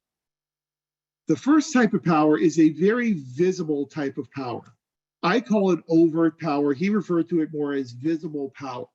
And this first phase, this overt, this visible power, both parties know what is being done. So the person who's exerting power knows they're exerting power. The person who's having power exerted over them knows they're having power exerted over them. So both parties are very consciously aware of what is going on in this relationship. Therefore, it's a very visible type of power. I would always joke around with my classes on campus and say, an example of this visible type of power is, I give you a midterm, you get your score back, you don't like the score on the midterm, and you push me out the second floor window of the SSPA building, which is where our public administration classes are taught on campus. You're pushing me out the window. Ostensibly, if I see you coming, I know you're the one pushing me out the window. We both know what's going on. So it's considered the least dangerous type of power, unless you're the person plummeting out the window, but it's the least dangerous type of power because it's very visible. The second phase of power refers to as mobilization of bias. And this is what we call agenda setting in policy. So mobilization of bias is agenda setting, the ability to keep issues off of the formal decision-making agenda of a legislative body, for instance. So the coal miners knew that there were no mine safety pieces of legislation coming out of the Tennessee or the Kentucky legislature. They knew that. They just didn't know why. But the why was obviously because the coal mine owners were able to influence the politicians by contributing money to their campaigns to keep those issues off of the state legislative agenda. That's agenda setting, that's mobilization of bias. That is more dangerous because this is a hidden type of power. It's hidden from the person who's having power exerted over them. That's more dangerous, obviously, than overt or visible power. The third phase of power, though, is the most dangerous. And this is what Gaventa referred to as invisible power. I like to refer to it as co-optation. So with invisible power, with co-optation, the coal mine owners were able to co-opt the opinions of the coal miners. They were able to convince the coal miners that working 80-hour weeks in dangerous mine conditions, getting paid with tokens, that all those things actually were in the best interest and in the self-interest of those coal miners. They were able to basically supplant the coal miners' opinions and the coal miners' self-interest with the opinions and the self-interest of the coal mine company. That's a very dangerous type of power because the person who is having their opinions co-opted do not realize that co-optation is occurring. And so when one party doesn't know co-optation is happening, they don't know power is being exercised over them, they're more or less helpless to fight back and to push back on that use of power. So why is this Gaventa typology important for us? It's important because I think that power is something that really is a thread that ties all of the course you take in public administration together. Because we talk a lot in public administration about the use of resources to influence others, whether they be employees within our organization or citizens outside our organization or other organizations in our organizational environment. We're oftentimes using resources to influence others. We're oftentimes doing power. We're oftentimes exercising power. So I think it's important for us to realize that there are different gradations of power and that there's just not one type of power. There can be several types of power at any one given time. As we go through our class together, we are going to return to these three different types of power. Visible power or overt power, hidden power or mobilization of bias, agenda setting, and invisible power or co-optation. And at certain points in time, when we are talking about managing personnel or managing finances or policy formulation, we will go back and we will talk about which type of power is being exercised in that type of a situation. So let's keep this typology in mind because it's something that we'll return to as we progress throughout the course. I know we've been going for a while, and I promise I will give you a break, but I've got a couple more slides I think we should get through before we take that break. So if you just bear with me for another 10 or 15 minutes, and then we'll take a break and kind of take a little breather before we come back into our breakout groups. So I think we're all pretty familiar with this whole idea of our government's predicated upon limitation of power, and that limitation of power happens horizontally with separation of powers, but it also happens vertically through our system of federalism. We're probably much more comfortable with the concept of separation of powers, but perhaps not quite as comfortable with this idea of federalism.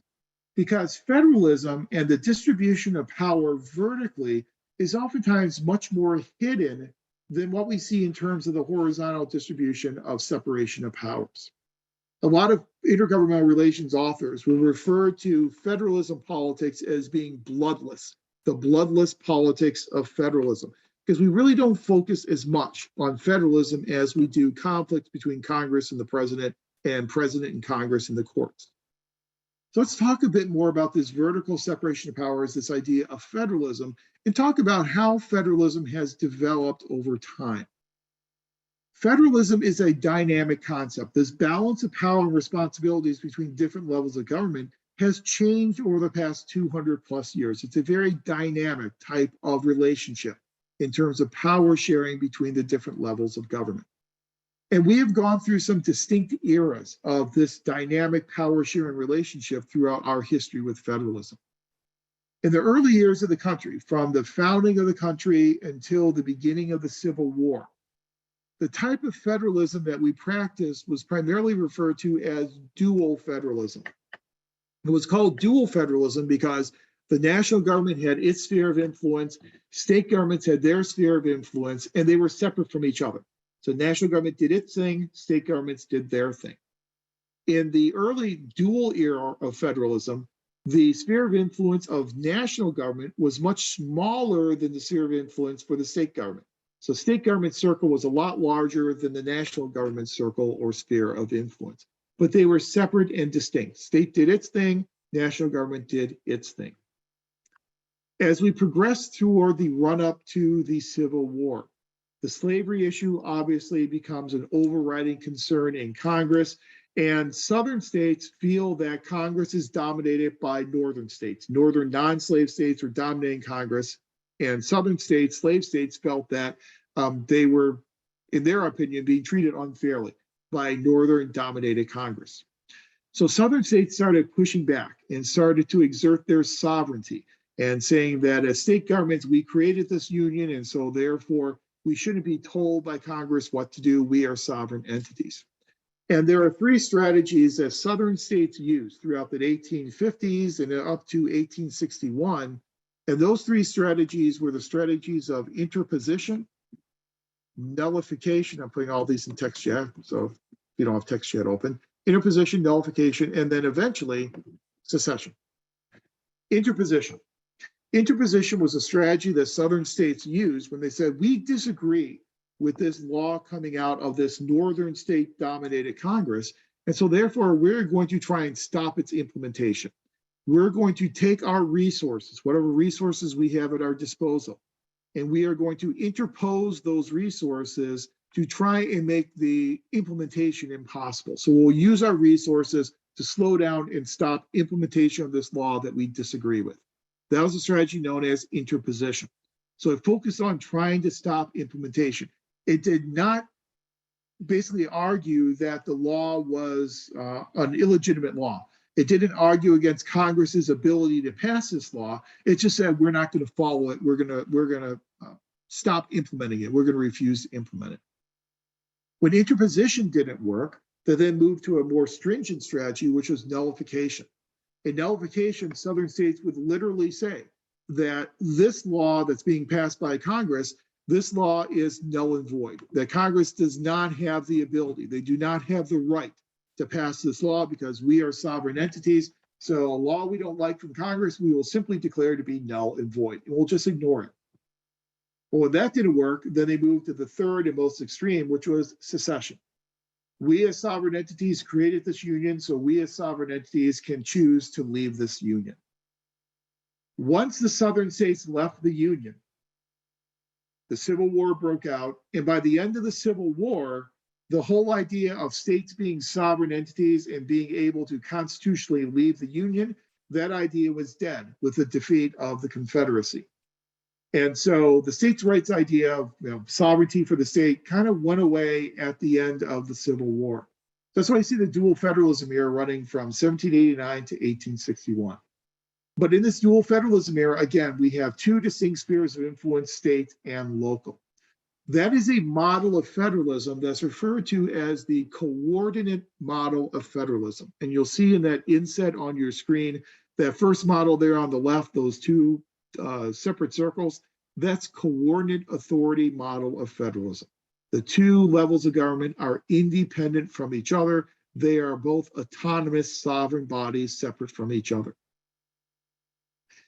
At the end of the Civil War, you have this states' rights approach that really has kind of been put to bed because of the loss of the Confederacy and through the Reconstruction of the South. And we move into a second era of federalism known as competitive federalism. In competitive federalism, it's still a coordinate authority model in that the two spheres of influence are separate from each other.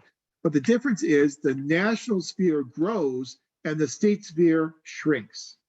When the national government sphere of influence grows and the state government sphere of influence shrinks, it does so because it's what we call a zero-sum game.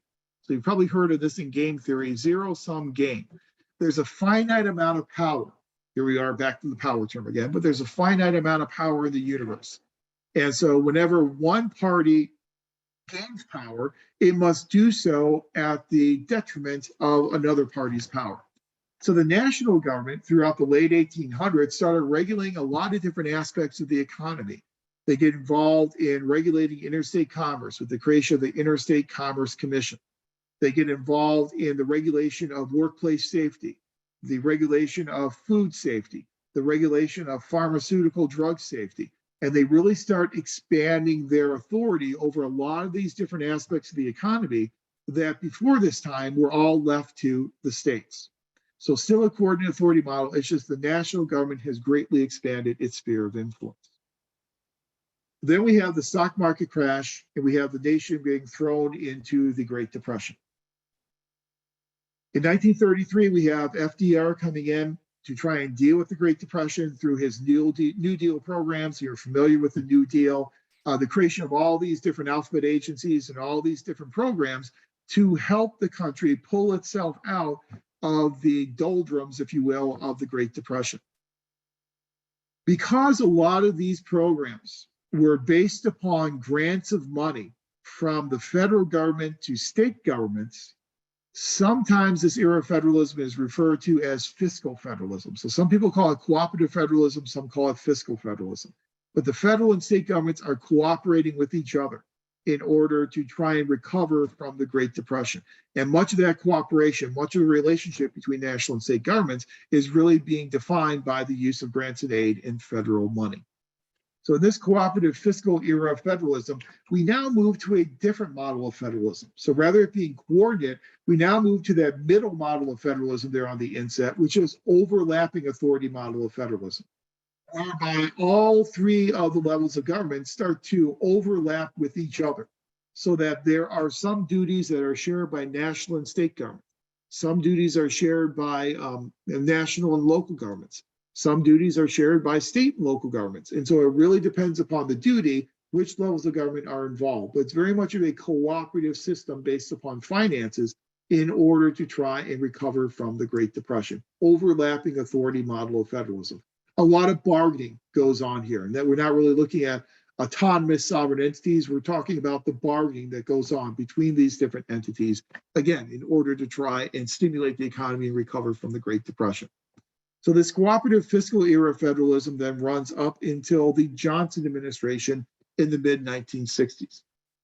And so we know we have the assassination of JFK in 1963. Lyndon Baines Johnson becomes president, then wins his own term in the White House in his own right in the election of 1964 in a landslide victory, takes over, assumes presidency in 1965.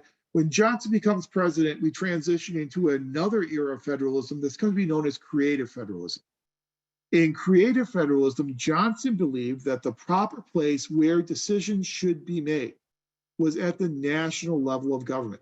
So Johnson had his War on Poverty and his Great Society.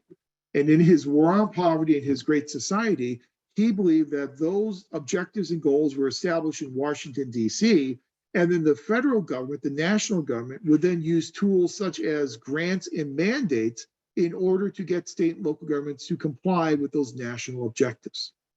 Since it's a very top-down type of approach to federalism, it really is the third approach, which is that model there on the right side of the inset, known as the inclusive authority model, whereby it's a very hierarchical model where local governments are creatures of the state, and then state governments are then beholden to the national government. Power is all inclusive within the national sphere of influence, and state and local governments are then dependent upon the national government. So the War on Poverty, the Great Society, a lot of centralized type of decision-making, a very inclusive authority model of federalism.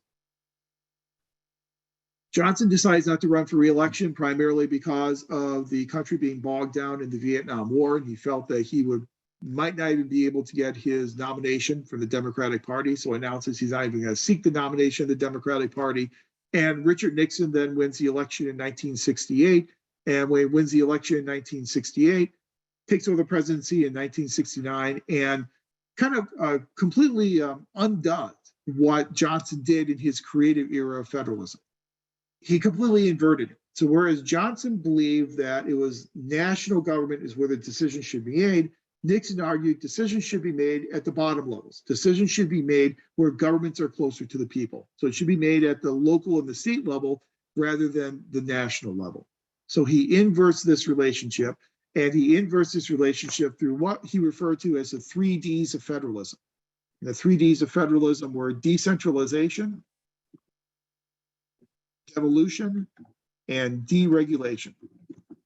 So we decentralize decision-making. We allow state and local governments to participate in the decision-making process rather than having all decisions made in Washington, D.C. We then devolve resources. We provide them the resources, state and local governments the resources to carry out the decisions that they have made. So devolution is about providing them the power and the resources to carry out the decisions they made through decentralization. And then deregulation, removing some of these strict regulations from both state and local governments as well as businesses. So through decentralization, devolution, and deregulation, we would invert the decision-making to allow state and local governments to make their own decisions. That's what came to be known as the new approach to federalism. We saw this new approach to federalism in the Nixon administration. We also then saw a rebirth of it in the Reagan administration when Reagan became president in 1981. So that's why you've got that little break there for Jimmy Carter in the middle, but primarily from 1969 through 1993 with a little break there for 4 years of the Carter administration. So in new federalism, we are decentralizing, devolving power down to state and local governments so that state and local governments can make many of these decisions that used to be made only at the national level. Well, the question becomes, where are we today in terms of our approach to federalism? I would argue today we are in an era known as contextual federalism. And that really starts with the Clinton administration. And I think it's equally true today in the Biden administration. Contextual federalism. Contextual federalism, we make our decisions about which level of government has the power and the responsibilities based upon the context of the issue itself. So for some issues, the administration will say, this is a national government issue. For other issues, the administration will say, this is a local or a state government issue. I know we're running long here, but just give you a real quick example. We'll choose the Clinton administration. So in the Clinton administration signed off on welfare reform in the mid-1990s. And if you're familiar with welfare reform, the Personal Responsibility and Work Opportunity Reconciliation Act, known more commonly as welfare reform, it was an attempt to get rid of categorical grants, these very specific AFDC grants, and replace them with block grants. Block grants are grants that were used in the Reagan administration, whereby the money can be used for a variety of different purposes as long as the money is being used to try and achieve programmatic or policy goals. So it gives a lot more freedom and flexibility for the recipient, state and local governments, in how they want to spend the money. So we were using block grants through these temporary assistance to needy family grants in order to provide more flexibility and more decision-making for state and local governments in how they reduce their welfare rolls and move people from welfare into gainful employment. So that was very much a decentralization, kind of a la new federalism of Nixon and Reagan type of approach. It was a decentralization, it was a devolution type of approach. However, compare that to the Clinton administration's approach when it comes to drunk driving. And so with drunk driving, we have what are called blood alcohol content levels or BAC levels. And every state had a different blood alcohol content level. The Clinton administration wanted to have a nationwide 0.08 blood alcohol content level. But the national government could not tell states to do that because there's no provision in the Constitution for telling states what their blood alcohol content level should be. Obviously, there's no blood alcohol content level, had not been developed in the Constitution. So instead, what Clinton did is Clinton kind of coerced state governments that they said, if you do not change your blood alcohol content level and lower it to 0.08 to come in alignment with what we want you to do, we are going to take highway funds away from you. So we're going to take money away from you in your highway reconstruction if you don't do what we want you to do with blood alcohol content levels. He was successful, and all states adopted a 0.08 blood alcohol content level. It worked, but it was a very centralizing type of approach for that issue, in stark contrast to the decentralizing approach his administration took when it came to welfare reform. And that's just one example of how modern administrations really determine the proper role and functions of different levels of government based upon the context of the situation and the actual policy or program that they are dealing with. Hence the reason why modern federalism tends to be much more contextual in terms of determining the roles and responsibilities of different levels of government. The problem with that is it's very complex. When you have to look at each issue individually, it's much more complex and much more time consuming to study than if you could just say it's ideological. When federalism was ideological, you could say, well, if it's a Democratic administration, they're going to believe in centralization. If it's a Republican administration, they're going to believe in decentralization. It's not that easy anymore. And you can see examples of that in the Trump administration, examples in the Obama administration, examples in the G.W. Bush administration. There are examples in every single modern administration. Hence the reason why we're now in a contextual era of federalism. Well, so what? You know, my favorite question in every class is so what? My favorite answer is it depends. Well, the contextual approach is an it depends type of answer. But what's the big so what question? Well, why have we spent so much time talking about the limitation of power, separation of powers, and federalism here in a public administration class? What does it mean for public administration? Well, our system of government and the separation of powers and federalism means for public administration that we serve many masters. We have many masters in the legislature, in the executive, and in the judiciary.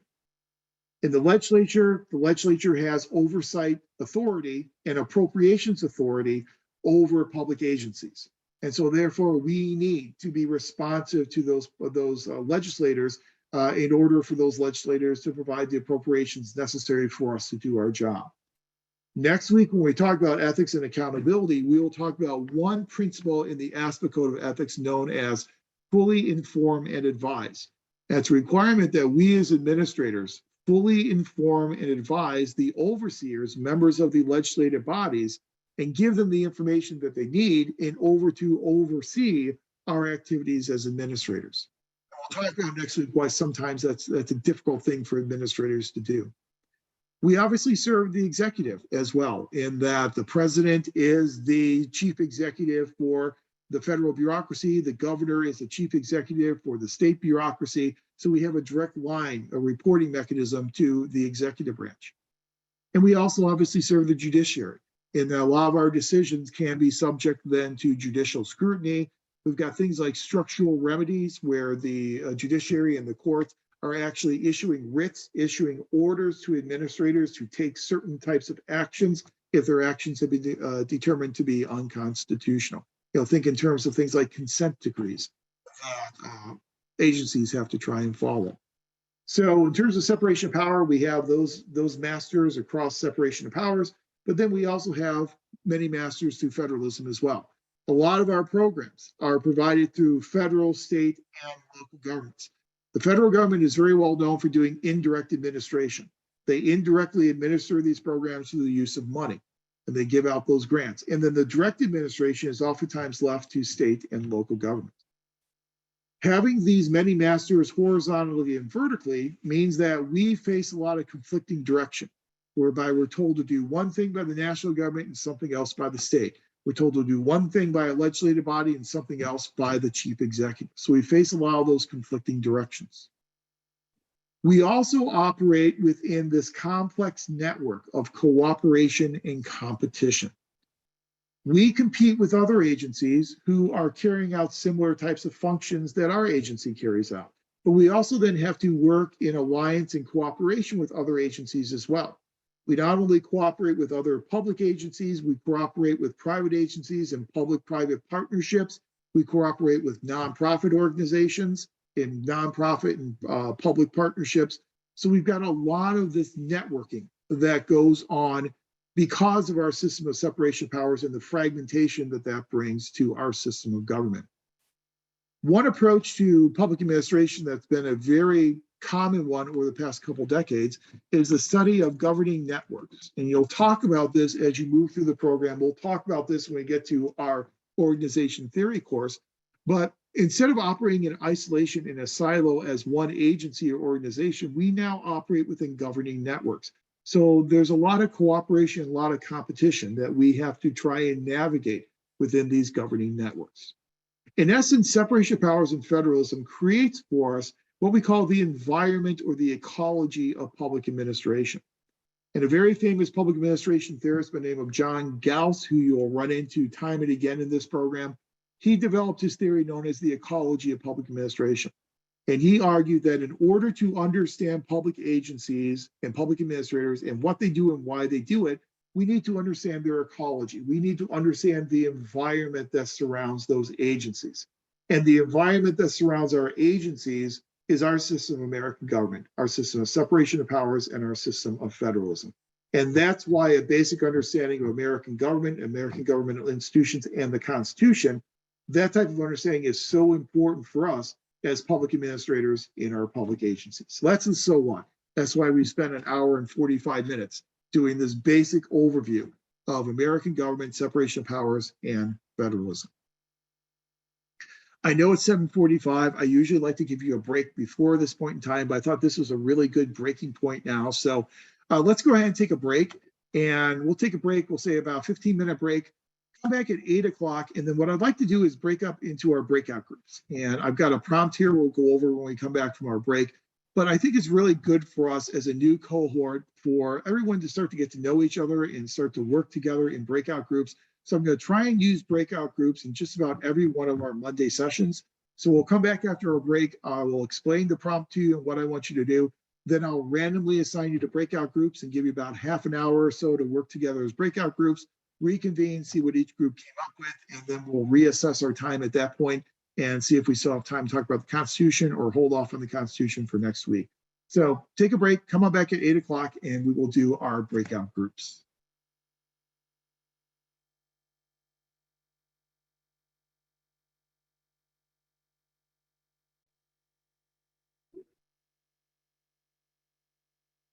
Okay, we are back. Hope you enjoyed your break.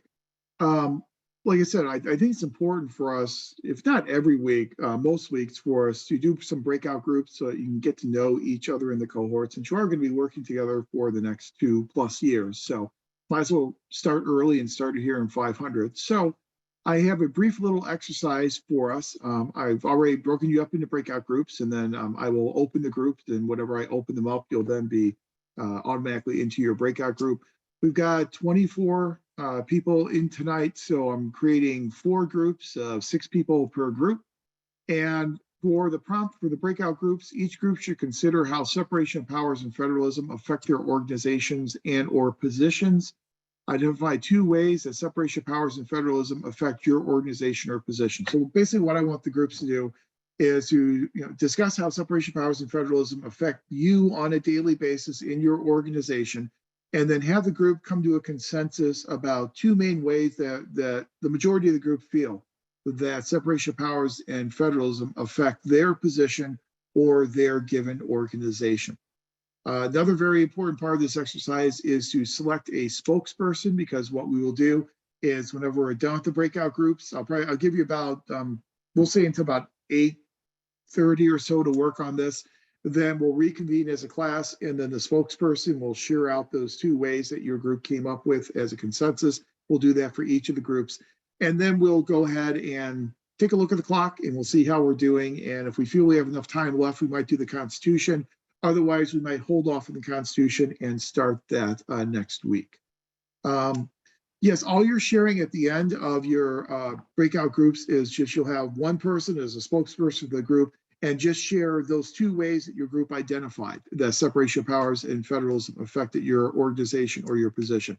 Just verbally, just in a couple of minutes or so. So it's a very informal type of just presenting what your group came up with. So it's no type of formal presentation.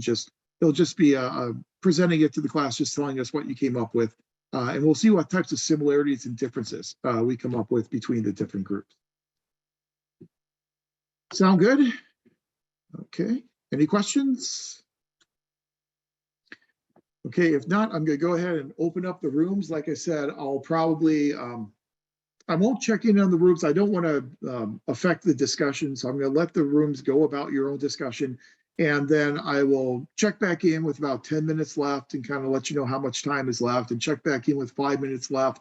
And then we'll wrap it all up at 8:30, and then we'll reconvene as a class. So if there are no questions, I'm going to open up the rooms and we will have at it. So here we go.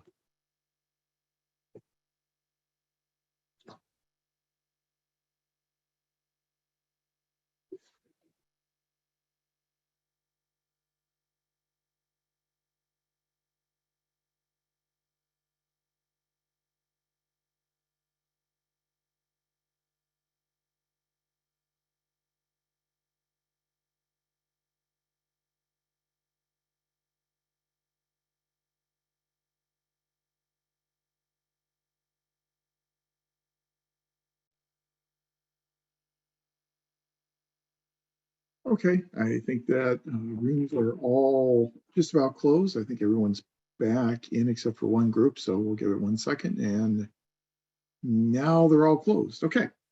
Well, welcome back to the main room. I hope that the breakout groups went fine for you, but let's go ahead and share out what we came up with in the groups. And so let's just start with room number 1. And so I think that's Alexandra, Caitlin, Dana, Heidi, and Vu. So group number 1. Hello. So our group had some good discussion with regards to the impacts of federalism and separation of powers on our organizations and our positions. So 2 ways that impact us are both by policy and by financial impacts. So 2 of the examples that we utilized were the implementation of laws. So a discussion of upcoming Assembly Bill 2188 with respect to cannabis and the ability to not discipline employees for off-duty use of marijuana, and how to implement that within organization when, one, there's a conflict for federal law and then California law, and the ability to perform these types of tests when they're not yet readily available. So the implementation of things that without much guidance and trying to actually figure it out without consideration of organizations. Another one similar to that is the implementation of another legislation with respect to the inclusiveness of disability constituents that have to participate in inclusive programs that may not have the capability to do so. And similar in the implementation of how would that work when you have people that have varying limitations that may or may not be able to be involved in these inclusive type programs, and trying to navigate around that. And then kind of a financial impact or example is for example, the COVID paid supplemental leave. We had federal iterations, state implementations of that, without a lot of considerations of the financial impact of the employers that had to, one, financially support these leave. There were some reimbursement provisions, but that didn't apply to all. But then also the productivity of how that impacted operations for employees with people taking time off. So for us, those were kind of ways how these both impact our organizations and how we have to navigate within them and around them. Great, perfect. Thank you, Dana. And yet, I'll pick up on the marijuana one, the first example. A couple of important things there. One is that during the Obama administration, we just talked about federalism earlier tonight, and a lot of people referred to the Obama administration's approach to implementing federal marijuana law as being what they call nuanced federalism, in that the Obama administration chose not to enforce federal marijuana law and allow states to develop their own approaches. And then when we saw the Trump administration come in, one of the very first things that his first attorney general did, Jeff Sessions, is to make a proclamation that federal marijuana law would now be enforced across the country.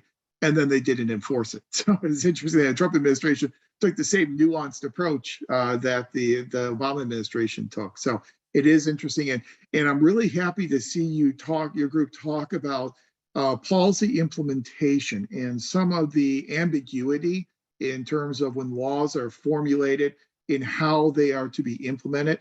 Because one of the major differences we'll point out between public and private sector organizations in a couple of weeks is that public sector organizations are involved in policy formulation as well as implementation. And a lot of that formulation actually happens through the rule writing and the administrative function of determining exactly how these laws are going to be implemented. And so there is a lot of that ambiguity that then directly affects the decisions that administrators make in how they implement those laws. So I think that was great that you mentioned that, because that's a really nice segue into a topic that we'll talk about in 2 weeks. So excellent. Thank you very much. Well done. Okay, let's go with group number 2. And so we have a Hi. spokesperson. Okay, Yep, go ahead. this is Emily. Hi, everyone. I'm the spokesperson for Group 2. We actually had a really great variety of people with backgrounds. We have myself, I'm a state employee with Department of Fish and Wildlife. We have a couple of people in education, county level and state level. We also have an representative from Human Resources on both national and state level, and also a couple of people in county government levels as well. Sandra's in county IT. And some of the common themes that we were finding or talking about was funding specifically, where we get our funding from. And it was an interesting conversation because some of us were specifically just state, some were actually a combination of state and federal. And actually Sandra and Esmeralda had some great points as to where the funding for her, she's a teacher, where her funding comes from. Esmeralda, actually, do you want to expand on that a little bit? Because you had a great, she was going to be my backup, Dr. Powell. She had some great explanations on how her funding works. Yes, I can talk about too. I went into detail about we also got into a conversation of like what determines what we do if we have any limitations. So I kind of explained to the group, educators and admin follow the California Education Penal Code or Ed Code. So there's basically what we can do, the consequences as well. And so that comes directly from the state, but it's heavily dependent on the Constitution, and it makes sure that it follows like the rights of everyone. It doesn't go against it. So the way that I kind of describe it to them, it's like we have the Constitution at the top, and they're kind of like, well, they have the supreme law of the land, and they oversee all these states, and then it's up to the state, for example, the state of California, to determine what the schools need and how to better serve the schools. So there's everything packed in there. And then I gave another example about COVID. So, schools got a lot of funding because of COVID, and where I'm at, like several other districts, we received a huge sum amount. And so with that money, we were able to purchase, and give students like a new laptop, provide them with hotspot at all times. However, I guess the downside to that, or where there's conflict, is we couldn't double dip into those funds. And so we couldn't use those funds to pay for salary or to keep up with the maintenance in schools. So again, the package, the money comes from the national level, and then the state kind of told us how to use it. And there were several codes that we had to follow. And that's where the state level comes from. So that's how I kind of explained it to the group. And yeah. Yeah, thank you, Esmeralda. She just did a really good job at explaining how the funding works for her particular area. Another commonality we had where it was, she actually touched on this as well, was staying in compliance with the policies and procedures and the implementation of these throughout our different agencies. In particular, I think it's Jeremy who is a human resource rep, and he was mentioning how he has to abide by certain regulations and rules on how to properly pay people by a certain time. That happens in my agency as well. For my specific agency, for Fish and Wildlife, we have to implement regulations that are put forth through the state.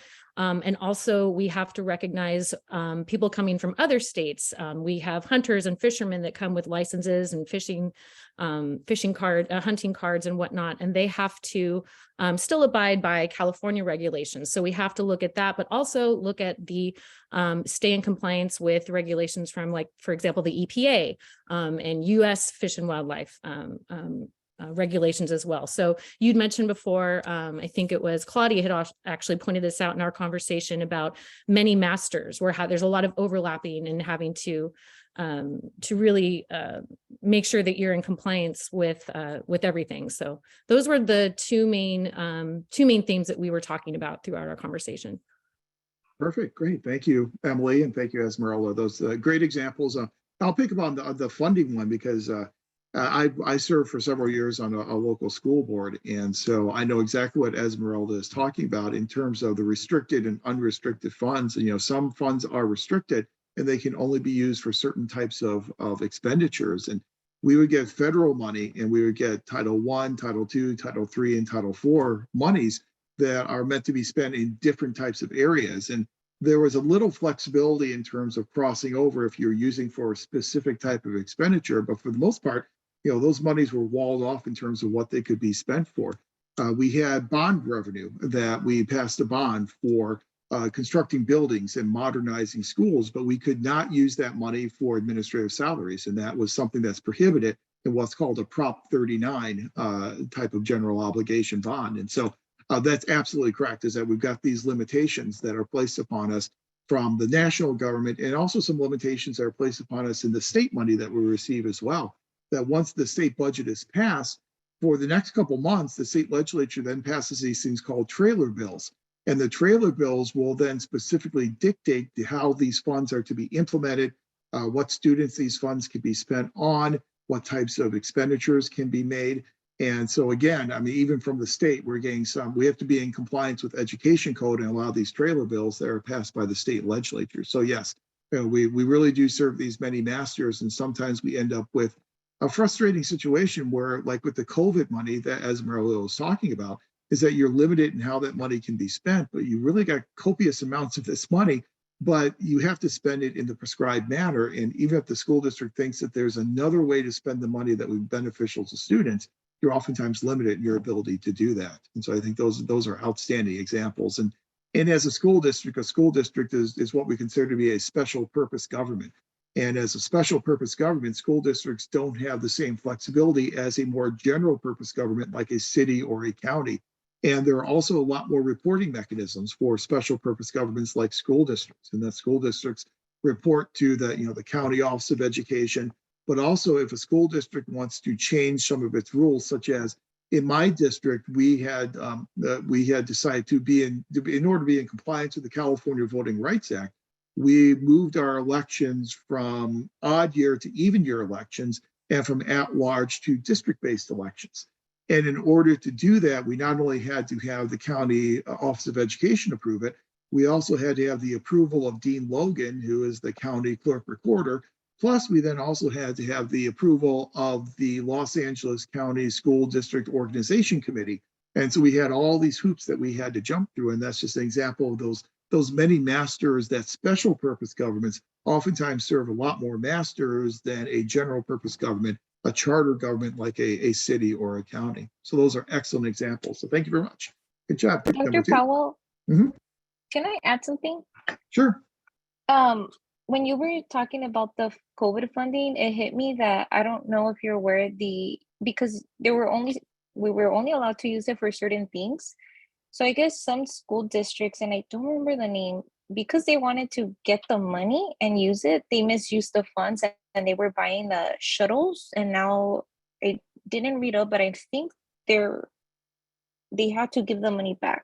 It was misuse of funds. So I started thinking, what was the role of the public administrator there? They clearly weren't abiding by the rules. So I don't know, I just had that to say, I think it's a good example of what the public administrator, their agency is, to follow the Constitution and do the right thing. And clearly in that case, it didn't happen because for whatever reason, maybe they wanted to better their school or just to dip into the funds, that it was misused.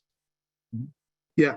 And it's a good point that administrators need to know the parameters of the law they're working within, because oftentimes what happens, especially in a school district, is you have recommendations made by administrators to assistant superintendents and superintendents, and then they make the recommendation to the board, and then the board takes action on those purchases. But the action taken by the board is predicated upon the recommendations that come from the superintendent and the assistant superintendents, and their recommendations are then predicated on the work done by the administrators who work underneath them. And so it's important that knowledge of how this money needs to be spent in accordance with education code that's something that runs throughout the entire organization. It's not something just superintendents need to know. It's something that those administrators, those staff members that work for those superintendents, they need to know the parameters of the law as well. So that's an excellent example. How about room number 3? Hello.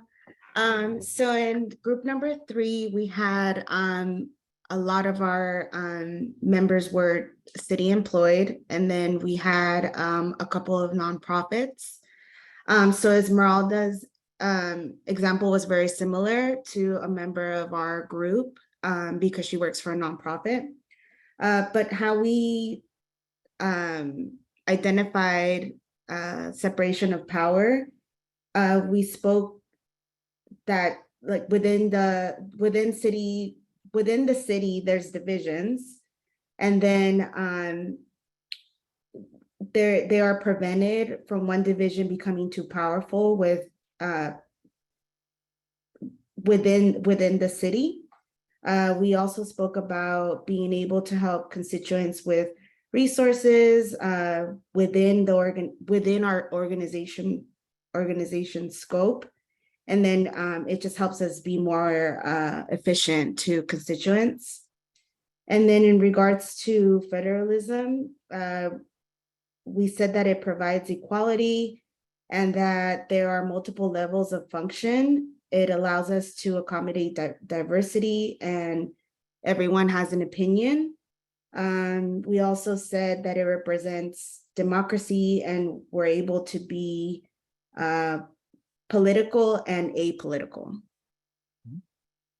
Yeah, I think it's an excellent point about federalism, promoting democracy and promoting these many avenues for participation. That it's oftentimes easier to contact a member of your local school board or a member of your city council than it is to contact a member of the U.S. Senate, or sometimes even your member of the House of Representatives, or certainly somebody in the White House. Usually you contact someone at the federal level, and oftentimes you get a form letter back.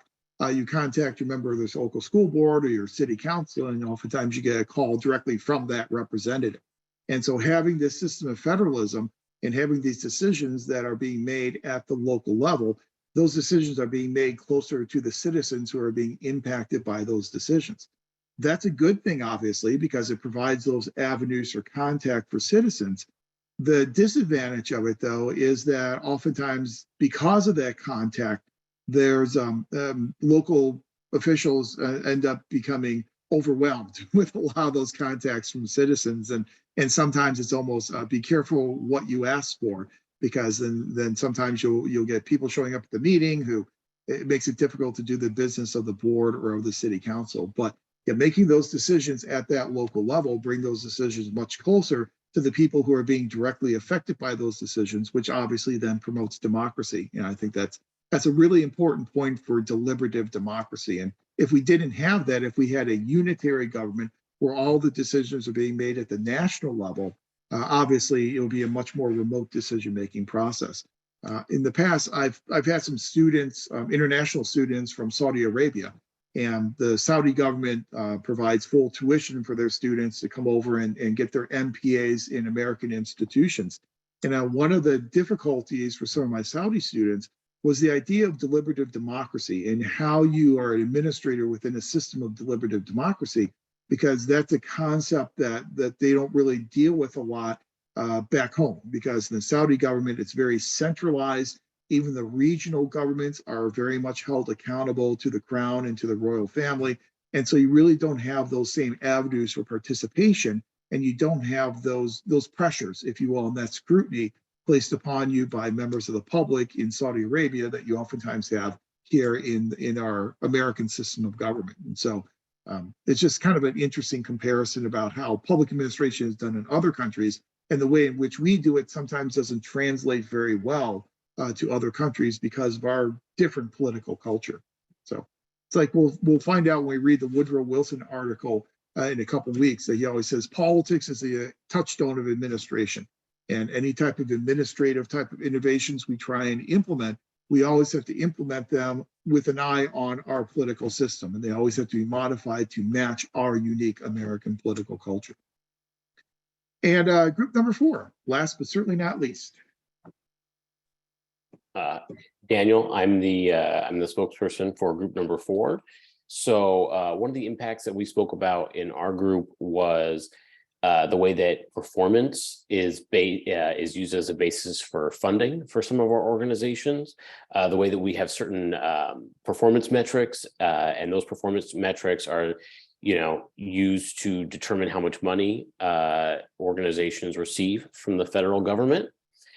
We also spoke about the way that there are different layers of rules, right? And so the way that the federal government has a certain set of rules, but then the state has another set of rules, right, which gets layered on top of those rules, but then the local government also has their own set of rules. So the way that, because of that, the local rules often feel like they're the most important rules because they're the most specific to our specific areas.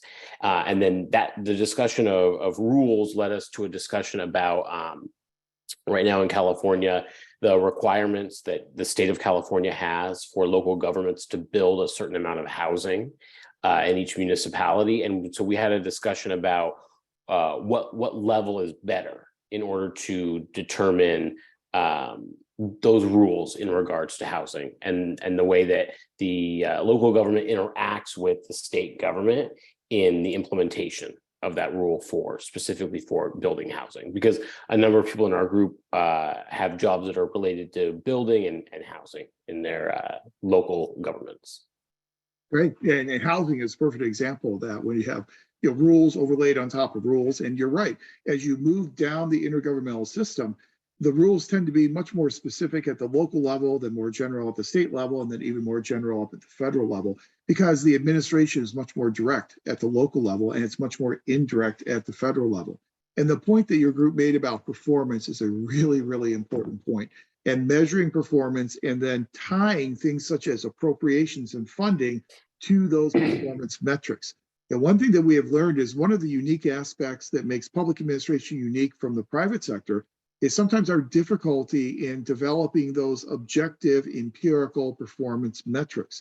It's much more difficult for a lot of the goods and services, if you will, that we produce. A lot of the outputs and outcomes that we produce tend to be much more subjective, and they tend to be much more qualitative than what's being produced by our counterparts in the private sector. And so oftentimes you'll hear people say, well, the public sector is so inefficient and we never hold them accountable for their performance. Well, it's not that we don't hold them accountable, it's just sometimes more difficult to do so in the public sector as compared to the private sector. But despite that, a lot of governments have started assigning appropriations based upon performance measures. If you have categorical grants, the continuance of those categorical grants will oftentimes be predicated upon how well you have performed in achieving your goals with how you're spending that categorical grant money. At the federal level, federal agencies and departments, I don't know if we have anybody in the program that works in the federal government, but at the federal level for years now, federal agencies have had to complete these performance activity reports. And those performance activity reports, they have to report upon their achievement of goals and progress that they have made toward the achievement of their goals and their objectives. And then how well they've achieved their goals and objectives and how much progress they've made will then be a determining factor in their eligibility for appropriation enhancements in the next fiscal year. And way back in 2003, the Bush administration actually started tying appropriations to performance as reported in these performance activity reports at the federal level. So it's always been a challenge for us to develop and measure these performance metrics, but it's something we've been focusing on more and more within the discipline of public administration. So I think those are excellent points. And at the end of the course, one of the very final topics we'll talk about will be performance measurement and how we can develop those objective performance metrics for our public agencies and then be able to measure performance to assign compensation and assign appropriations in the future. Excellent. That's exactly what we were hoping to get from the breakout groups. I think each group did a really nice job of identifying some of these salient areas where separation of powers and federalism do have an impact upon our everyday lives in public agencies. And also, we've done a nice job of foreshadowing some of the future topics we're going to talk about in this class, such as performance measurement, such as the differences between public and private sector organizations, such as the role that public administrators play in the policy process and policy formulation, implementation. Those are all topics that we're going to be covering in future weeks in the course. Very good. I hope that this gave you an opportunity to at least meet a handful of your fellow cohort members. Next week in our class, we'll do a breakout group again at the end of the session, and I'll do another random assignment. So hopefully you'll get to meet other members of your cohort, so that hopefully once we're done with these 6 weeks in PPA 500, if the randomization actually is random in the way in which Zoom does it, you'll be able to have worked with at least hopefully 2/3 of the other people in the cohort. And then a lot of your future courses will use these breakout groups as well. So you'll really start to build those relationships as cohort members. It's 9 o'clock, and my philosophy is once we get past 9 o'clock, I don't know if we really accomplish a whole lot. And the next topic we have is the Constitution. So I would advocate we hold off on the Constitution. We would call it a night for this course, for this class session.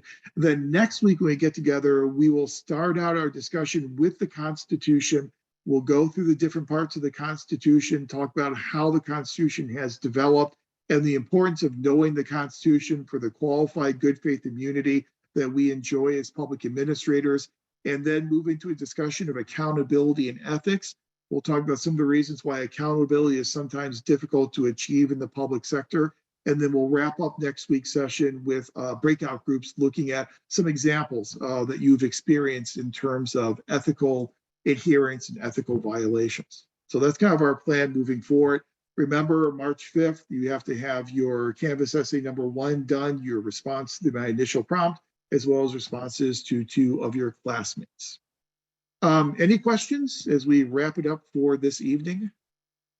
I actually do have a question, Doctor.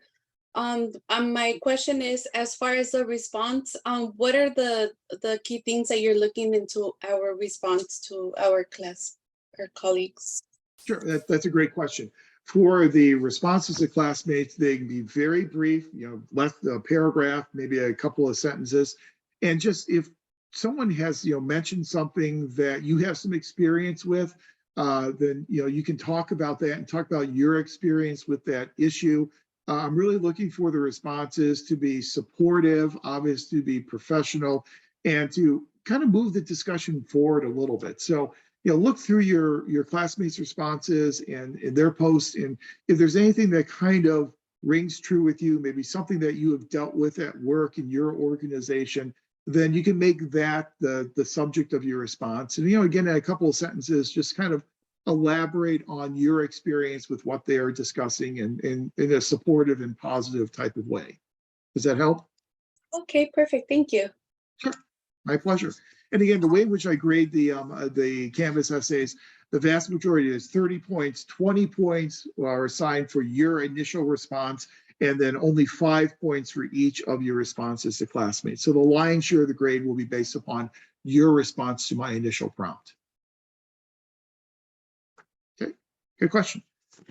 Anything else as we wrap it up for the evening? Okay, if not, this is recorded, so I will get this recording up on our Canvas site no later than tomorrow morning. And usually what I will do is as you may have seen for our Saturday session, I load it up to YouTube. I let YouTube do the closed captioning, and then I provide the link there. So if you want to go back and watch this session, if you go under modules, scroll down to the bottom of the modules, there'll be a module there for our Zoom recordings, and then there'll be a link in that module for the recording for tonight's session. That'll be available by tomorrow morning. Well, thank you very much. Nice seeing you all again. I hope you have a great week, and I will look forward to reading your Canvas essay number 1 post. And we'll be back at it again next week, talking about the Constitution and then accountability and ethics. So take care and have a good week, everyone. Bye, everyone. Thank you. Have a good night. Take care.